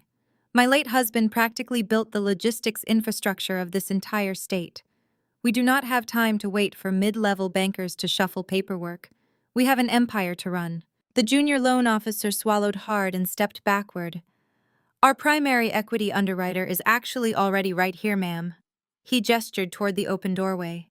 "She insisted on reviewing this specific mortgage application personally." The air in the room seemed to vanish the exact second I stepped across the threshold. I wore a razor-sharp charcoal gray power suit that cost more than the luxury car Preston drove. My hair was pulled back into a sleek bun, and I carried a single black tablet. I walked past the junior loan officer without giving him a glance and moved directly to the head of the conference table. I pulled out the oversized executive chair and sat down, folding my hands neatly over the glass surface. Evelyn stared at me, her mouth dropping open in unadulterated shock. The pristine white Chanel suit suddenly looked ridiculous against her pale, horrified face. Preston shot up from his chair so violently it slammed into the credenza behind him. His eyes darted wildly around the room, desperately searching for a punchline to a joke he did not understand. "What kind of sick game is this?" Preston shouted, pointing a trembling finger at me. He turned his furious gaze to the terrified loan officer. "Get this woman out of here right now. She is a hostile family member trying to extort our company. I demand to speak to the regional director of commercial lending immediately. If you do not remove her, I will pull every single Sterling corporate account from this bank by noon." "You cannot pull the Sterling corporate accounts, Preston," I said, my voice smooth and dangerously calm. "First, those accounts are currently overdrawn by $40,000 due to your catastrophic payroll mismanagement yesterday. Second of all, the regional director works exclusively for me." I tapped the screen of my black tablet, projecting the bank's corporate partnership hierarchy onto the large monitor behind me. First Century Bank does not fund high-risk bridge loans with retail deposits. They use a dedicated venture capital syndicate to underwrite volatile commercial liens. I am the managing partner and majority shareholder of that specific venture capital syndicate. You did not walk into a bank today, Preston. You walked directly into my personal financial slaughterhouse. My mother gripped the edge of the table, her knuckles turning completely white. She looked like a woman realizing she was standing on a trapdoor that just swung open. "You are the private equity partner." Evelyn gasped, her voice barely a hollow whisper. "You are backing the commercial division." I leaned back in the leather chair, savoring the absolute destruction of their arrogant reality. "You desperately need $5 million in untraceable liquid cash." By Friday morning, I stated, laying out their pathetic strategy with clinical precision. "You plan to mortgage the Sterling family estate to secure the funds. You wanted to use that cash to pay off the $2 million rent arrears you owe my trust, and then use the remaining $3 million to replace the pension funds Preston embezzled before federal auditors arrive." Preston looked like he was going to vomit right onto the plush carpet. He finally understood why Dominique had refused to answer his calls this morning. She was not suffering from a migraine. She was staring at the black folder I had left on her vanity table. She already knew he was a thief, a liar, and a fraud. He was entirely alone in this room. I tapped the digital mortgage application displaying on my tablet. "Your application is officially denied, Preston, but do not worry about walking away empty-handed today. I brought some completely different legal paperwork for you to carefully review." I placed my black tablet face down on the mahogany table. The sudden sharp click of the screen hitting the wood made Preston flinch violently. The arrogant posture he had tried to maintain had completely dissolved, leaving only a hollow, terrified shell of a man. Evelyn was still frozen in her expensive white suit, her eyes fixed on the digital projection that confirmed I controlled the very financial institution she was trying to borrow from. The junior loan officer, desperate to escape the escalating tension, began inching backward toward the heavy wooden doors. I did not acknowledge him. My focus was entirely locked on the two parasites sitting across from me. I reached into the leather portfolio resting beside my tablet and withdrew a thick stack of watermarked legal documents. These were not digital copies. These were the authenticated, notarized originals sent directly from Delaware. I placed my palm flat against the center of the stack and slowly, deliberately slid the heavy paperwork across the polished surface of the table. The documents stopped exactly equidistant between my mother and Preston. The bold black lettering at the top of the first page was impossible to ignore. "Read it," I commanded, my voice dropping to a low authoritative register that demanded absolute compliance. "Read the exact name listed on the primary deed of the Sterling family estate." Preston stared at the documents as if they were covered in toxic radiation. He refused to reach for them, his hands clenched into tight fists on his lap. My mother, however, could not resist the overwhelming, suffocating dread pulling at her. With trembling, manicured fingers, Evelyn reached forward and flipped the first page. Her eyes darted rapidly across the dense legal paragraphs, desperately searching for her own name or the name of her late husband. I watched the exact second her brain finally processed the terrifying reality. The color drained from her face so completely that her skin matched the pristine white of her Chanel suit. She let out a small, strangled gasp, dropping the papers as if they had physically burned her. "What does it say?" Preston hissed, leaning closer to my mother, but still refusing to touch the documents himself. "Evelyn, what the hell does it say?" My mother could not speak. Her throat worked silently, but no sound emerged. She simply stared at the watermarked pages, her entire worldview shattering into a million irreparable pieces. "Since my mother seems to have lost her voice, I will gladly read it for you, Preston," I said, leaning forward and resting my elbows on the table. The primary deed to the sprawling multi-million-dollar Sterling family estate, the very property you are currently attempting to mortgage for a desperate $5 million cash injection, is not registered to Marcus Sterling. It has never been registered to Marcus Sterling, not for the past 18 years. Preston's breathing grew shallow and erratic. "Then who owns it?" he demanded, his voice cracking with pure, unadulterated panic. "I do," I stated, enunciating the two words with lethal precision. "The entire estate, the land, the structures, and every single fixture attached to the property is wholly owned by the Camille Sterling Irrevocable Asset Trust. You and my mother just walked into a major commercial bank and attempted to secure a massive high-interest bridge loan using property that you do not legally own. You just attempted to commit federal bank fraud right in front of the managing partner of the underwriting syndicate." The absolute crushing finality of my statement hung in the air like a physical weight. Evelyn let out a low, whimpering moan. Her hands flew up to cover her face, her diamond rings catching the harsh light of the conference room. She had spent 18 years parading around Atlanta boasting about her magnificent estate and her untouchable generational wealth. She had banished me from that very house, treating me like an unwanted stray. Now she realized she had been living as a glorified squatter on my property for nearly 2 decades. The sheer overwhelming magnitude of the humiliation hit her central nervous system like a sledgehammer. Her eyes rolled back into her head, and Evelyn Sterling simply collapsed, slumping sideways in her heavy leather chair until she slid onto the carpeted floor in a dead faint. Preston did not even glance down at his unconscious mother-in-law. His survival instincts, honed by years of parasitic manipulation, completely short-circuited. He realized his final desperate lifeline had just been severed with surgical precision. He could not mortgage the estate. He could not pay the $2 million rent arrears. He could not replace the stolen $3 million pension fund before the federal auditors arrived. The massive, fraudulent empire he thought he had inherited was just a meticulously designed execution chamber, and the doors had just locked shut. With a sudden guttural roar of pure animalistic fury, Preston lunged across the wide mahogany table. He knocked over his heavy leather chair, his hands reaching desperately for my throat. He wanted to physically destroy the woman who had just obliterated his entire existence. But I did not flinch, and I did not retreat.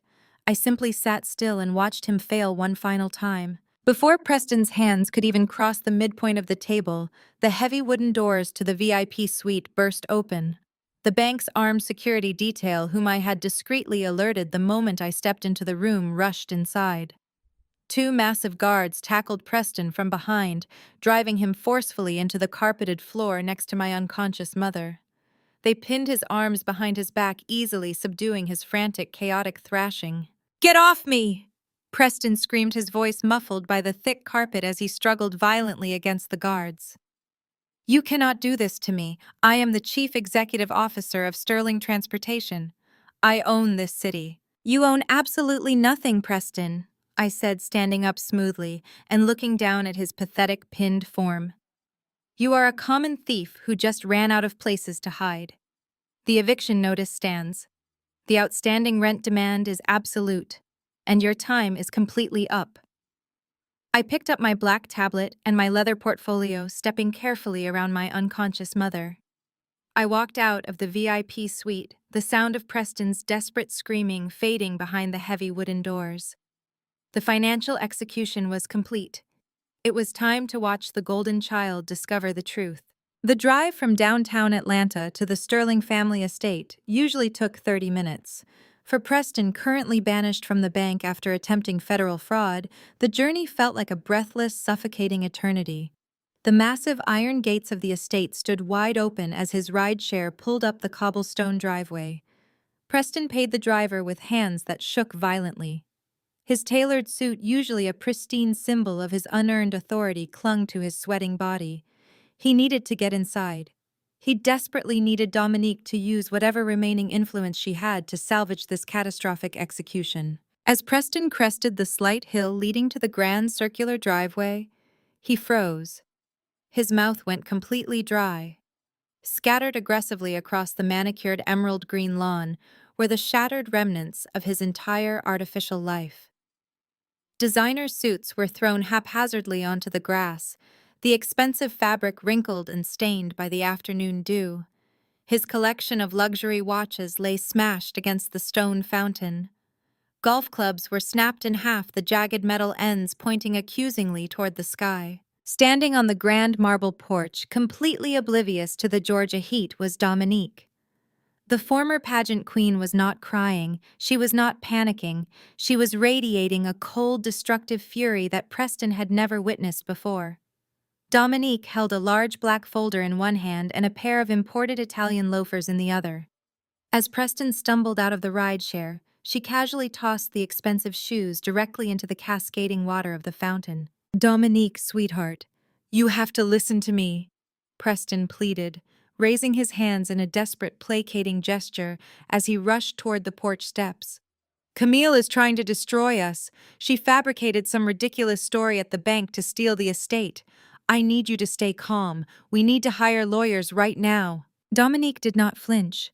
She simply raised the black folder, holding it up like a shield.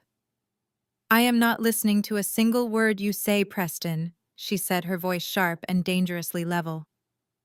"I spent the last 3 hours reading this heavily documented forensic dossier that someone very kindly left on my vanity table. I know absolutely everything." Preston halted on the bottom step, his eyes locking onto the black folder. The final desperate illusion he had been clinging to completely evaporated. He swallowed hard, trying to summon one last pathetic wave of manipulation. "Baby, you cannot trust whatever Camille put in there. She is a jealous, vindictive spinster trying to ruin our marriage. It is all lies." "Is it a lie that you stole $3 million from my father's corporate pension fund?" Dominique demanded, taking a deliberate step forward. "Because the Cayman Island wire transfers clearly state otherwise. Is it a lie that you blew all of that stolen money on a catastrophic cryptocurrency crash? Is it a lie that you have been secretly funneling $25,000 a month from our operating accounts to pay for a luxury penthouse in Miami?" Preston opened his mouth, but no sound emerged. The sheer, overwhelming weight of the documented evidence crushed any possibility of denial. "And the best part," Preston Dominique continued, her voice rising in volume, echoing across the massive estate. "The absolute best part is Valentina. Did you really think you could buy a 24-year-old fitness model a diamond tennis bracelet with my family's money, and I would not eventually find out? I saw the credit card statements. I saw the photographs of the imported sports car you bought her the day after you told me we could not afford to upgrade the kitchen." "Dominique, it meant nothing." Preston begged, taking another tentative step up the stairs. "She was just a distraction. You are my wife. You are the only woman I actually love." "Do not you dare tell me you love me!" Dominique shrieked, the pristine pageant queen facade finally shattering into raw, unadulterated rage. "You do not love me. You love my father's money. You used me to secure a chief executive officer title you were completely unqualified to hold. You made me look like an absolute pathetic fool in front of the entire city of Atlanta. You are a disgusting parasitic thief, and you are never stepping foot inside my house again." Preston desperately reached for her arm. "Please, Dominique, you have to let me inside. Camille is going to lock us out of the corporate headquarters. We have to figure out a plan. We are in this together. We are not in anything together, Dominique stated coldly, snatching her arm away from his grasp. I am a sterling. You are just a temporary, highly expensive mistake. Before Preston could attempt another pathetic plea, the heavy crunch of tires on gravel interrupted the confrontation. 3 dark, unmarked sport utility vehicles sped up the long driveway surrounding the scattered designer suits on the lawn. The doors swung open in unison. 6 men wearing tactical vests emblazoned with bright yellow FBI lettering stepped out, their expressions grim and strictly professional. Preston stumbled backward, his eyes wide with absolute suffocating terror. He looked from the federal agents to his furious wife, realizing the trap had completely closed. Preston Vance, the lead agent, announced, striding briskly up the porch steps. He pulled a folded document from his vest pocket. We have a federal warrant for your immediate arrest on multiple charges, including wire fraud, corporate embezzlement, and severe violations of fiduciary duty regarding the Sterling Transportation Employee Pension Fund. Preston raised his hands in surrender, his tailored suit completely ruined by sweat and panic. Wait, please. This is a massive misunderstanding. I can explain the transfers. It was a temporary corporate loan. Save it for the federal judge, the agent interrupted sharply. 2 agents moved swiftly behind Preston, grabbing his arms and forcing them behind his back. The cold, metallic click of handcuffs snapping shut echoed loudly across the manicured lawn. Dominique stood perfectly still on the marble porch, watching her husband being detained by federal authorities. She did not offer a single word of defense. She simply clutched the black forensic dossier tightly against her chest, her posture rigid with wounded pride. As the agents dragged Preston roughly down the stairs toward the waiting vehicles, he looked back at her one final time, his eyes pleading for salvation. Dominique turned her back on him, walked into the grand foyer, and slammed the heavy oak door completely shut, severing his last remaining tie to the Sterling legacy. The heavy glass door to my private office swung open slowly the next morning. My mother stood in the doorway, looking like a faded ghost of the woman who had slapped me at the country club. Evelyn Sterling had aged a decade overnight. Her perfect hair was flat, and her designer suit was deeply wrinkled. She clutched a damp tissue in her trembling hands. The security guards hovered nervously behind her, waiting for my command. I raised my hand and gestured for them to step back. They retreated silently, leaving me alone with the woman who had spent my entire life trying to destroy my spirit. I remained seated behind my large glass desk, completely relaxed. I simply watched her perform her final desperate act. Camille, please, you have to listen to me. My mother wept, taking a shaky step into the room. She pressed the tissue to her eyes, producing loud, dramatic sobs that echoed off the modern glass walls. We were completely manipulated by that monster. Preston lied to me and your sister about everything. He told us the company was thriving. We had absolutely no idea he was stealing from the pension fund or keeping that terrible woman in Miami. We are victims in this nightmare just like you. I need your help to save our family from total ruin. I leaned forward, resting my arms on the cool glass surface. You are not a victim, Mother, I stated, my voice completely devoid of any sympathy.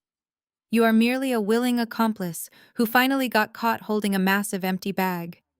You did not care where the money was coming from as long as your country club dues were paid and your luxury vehicles were fully fueled. You turned a blind eye because confronting Preston meant admitting your golden son-in-law was a fraud. You traded your integrity for social status. Now the bill has finally arrived. That is completely unfair, Evelyn wailed, dropping the damp tissue onto my pristine desk. She leaned over the glass, her eyes wide with a frantic, desperate energy. I am your mother, Camille. I carried you. I raised you. You cannot hold me responsible for the criminal actions of a man who deceived us all. I loved you even when you were being difficult and pushing us away. We can rebuild the Sterling Empire together. You have the land and the trust. You can finally take your rightful place by my side in Atlanta high society. Just stop the eviction. I stood up slowly, towering over her fragile, shrinking posture. Do not ever insult my intelligence by pretending you loved me, I commanded. You never loved me, Mother. You loved Dominique because she was a hollow compliant mirror reflecting your own vanity back at you. You hated me because I saw right through your superficial facade from the very beginning. You banished me to the overflow tables. You mocked my career. You called me a spinster. You publicly slapped me across the face simply because I exposed the truth you were too cowardly to face yourself. My mother recoiled, stepping backward toward the heavy glass door. You are just angry, she stammered, her voice weak and trembling. You are letting your childhood jealousy destroy our entire family legacy. The family legacy was destroyed the exact second you started draining the corporate accounts to buy imported dresses, I countered sharply. But my father was brilliant. He knew exactly what kind of parasite you were. He spent 18 years playing the role of a cold, unloving monster, just to keep you completely distracted. He endured my hatred so you would never suspect I held the keys. Evelyn stared at me, her mouth opening and closing, without producing a single sound. The undeniable reality of my father's 18-year deception finally penetrated her thick narcissistic delusion. She realized that her entire marriage had been a carefully orchestrated cage designed to contain her toxic greed. Marcus Sterling had outsmarted her from beyond the grave, and he had used the daughter she despised to deliver the final lethal blow. She was never the matriarch of an empire. She was just a noisy distraction while the real power transferred to my waiting hands. You came here today thinking you could turn on the tears and manipulate me into saving your luxurious lifestyle, I said, picking up her damp tissue and dropping it into the trash can. You thought you could gaslight me into believing we were suddenly on the same team fighting against the evil son-in-law. But I am not Dominique. I do not need your fake affection or your toxic conditional approval. I honor my father's massive sacrifice by holding my ground and refusing to let you touch a single penny of the wealth he bled to protect. Please, Camille, my mother whispered, dropping to her knees on the polished floor. Her tears were finally genuine, fueled by absolute, unadulterated terror. Where am I supposed to go? What am I supposed to do? You have taken my house, my company, and my reputation. I have absolutely nothing left. You left me with nothing. When you kicked me out 18 years ago, I reminded her, looking down at her pathetic kneeling form. But I survived and I conquered. You are going to have to learn how to survive in the real world now. The eviction is moving forward immediately. I pressed the intercom button on my desk. Security, please escort Mrs. Sterling out of the building and permanently revoke her access credentials, I instructed clearly. I looked down at the woman who had tormented me for my entire life. She was completely broken, stripped of her unearned power, and facing a terrifying reality she could no longer control. The game is over, Mother, I said, turning my back on her to look out over the sweeping Atlanta skyline. You lost everything the day you decided I was worthless. Now please get out. Goodbye, Mother. 2 uniformed security guards entered my office immediately after my command. They moved with brisk efficiency, each taking one of my mother's arms and lifting her from the polished floor. Evelyn offered no physical resistance. The sheer magnitude of her complete financial annihilation had finally drained the last ounce of fight from her body. She hung her head, her expensive silk suit dragging against the carpet, and allowed herself to be marched out of my corporate sanctuary. I turned back to the floor-to-ceiling windows and watched the Atlanta traffic moving far below. Friday afternoon was rapidly approaching, and I had an eviction to execute. When the clock officially struck 5 on Friday evening, the $2 million wire transfer predictably failed to materialize in my trust accounts. I did not grant a single second of leniency. I immediately initiated the maximum foreclosure protocol. My private security contractors descended on the Sterling Transportation headquarters. They chained the front doors shut, deactivated all employee key cards, and formally seized the building. Across the state, heavy iron padlocks were slapped onto the Savannah shipping yard gates. Every commercial freight truck parked on my property was legally impounded. The fraudulent empire Preston and my mother had desperately tried to cling to was completely dismantled in less than an hour. The execution at the family estate was even more precise. I gave Evelyn and Dominique exactly 48 hours to pack their personal clothing and vacate the premises. They were legally barred from removing any artwork, expensive furniture, or high-value fixtures, as those items belonged entirely to the property trust. The Golden Child and the fallen matriarch were forced to carry their designer suitcases out the front door, stepping over the very threshold they had once used to banish me. I was not entirely heartless, though my mercy was highly calculated. I established a strict, unalterable monthly allowance for my mother and sister, administered by an independent third-party trustee. The funds were precisely calculated to cover the rent for a basic two-bedroom apartment in a modest working-class neighborhood on the outskirts of Atlanta. The allowance included a meager budget for standard groceries and public transportation. There was zero excess capital for country club memberships, imported sports cars, or luxury cosmetic procedures. If they wanted to maintain their lavish lifestyle, they would finally have to get regular jobs and work for it. They were forced to inhabit the exact same humble, ordinary reality they had viciously mocked me for enduring 18 years ago. Dominique tried to appeal the allowance, crying to the trustee that she could not possibly survive without her weekly spa treatments. The trustee simply handed her a bus schedule and closed the door. She had spent her entire life coasting on unearned privilege, blissfully ignoring the financial abuse Preston committed right under her nose. Now she was learning the harsh, unforgiving value of a single dollar. 2 weeks later, I stood at the end of the long cobblestone driveway of the Sterling estate. The hot Georgia sun beat down on my shoulders, but the air felt remarkably fresh. I wore a simple black blazer and jeans, no longer needing an emerald gown to prove my absolute dominance. I watched calmly as a crew of private contractors used a heavy industrial crane to unbolt the massive, ostentatious iron sign that read Sterling Family Manor from the stone gates. The heavy metal letters groaned and protested, scraping against the stone before finally swinging free and dropping roughly onto the back of a flatbed truck. The symbol of my mother's fake, narcissistic royalty was being hauled away to a scrapyard. A dark pickup truck pulled up the driveway and parked smoothly beside me. Uncle Vernon stepped out wearing a comfortable flannel shirt and a relaxed smile. He walked over and stood shoulder to shoulder with me, his eyes tracking the crane as it pulled the last iron letter down from the gate. We stood together in a comfortable, deeply respectful silence for a long moment. "Your father always hated that gaudy sign," Uncle Vernon said, a low rumble of amusement in his chest. Evelyn ordered it custom-made the week after she moved in. She wanted everyone driving past to know exactly how important she thought she was. Marcus told me once that the day that sign came down would be the day this property finally felt clean again. "He was a brilliant architect," I replied softly, keeping my gaze fixed on the empty stone pillars. "He built a fortress, handed me the blueprints, and trusted me to defend the walls. I just wish he could be standing here right now to see the final result." Uncle Vernon reached out and placed a large, calloused hand firmly on my shoulder. His grip was warm and grounding. "He is standing right here, Camille.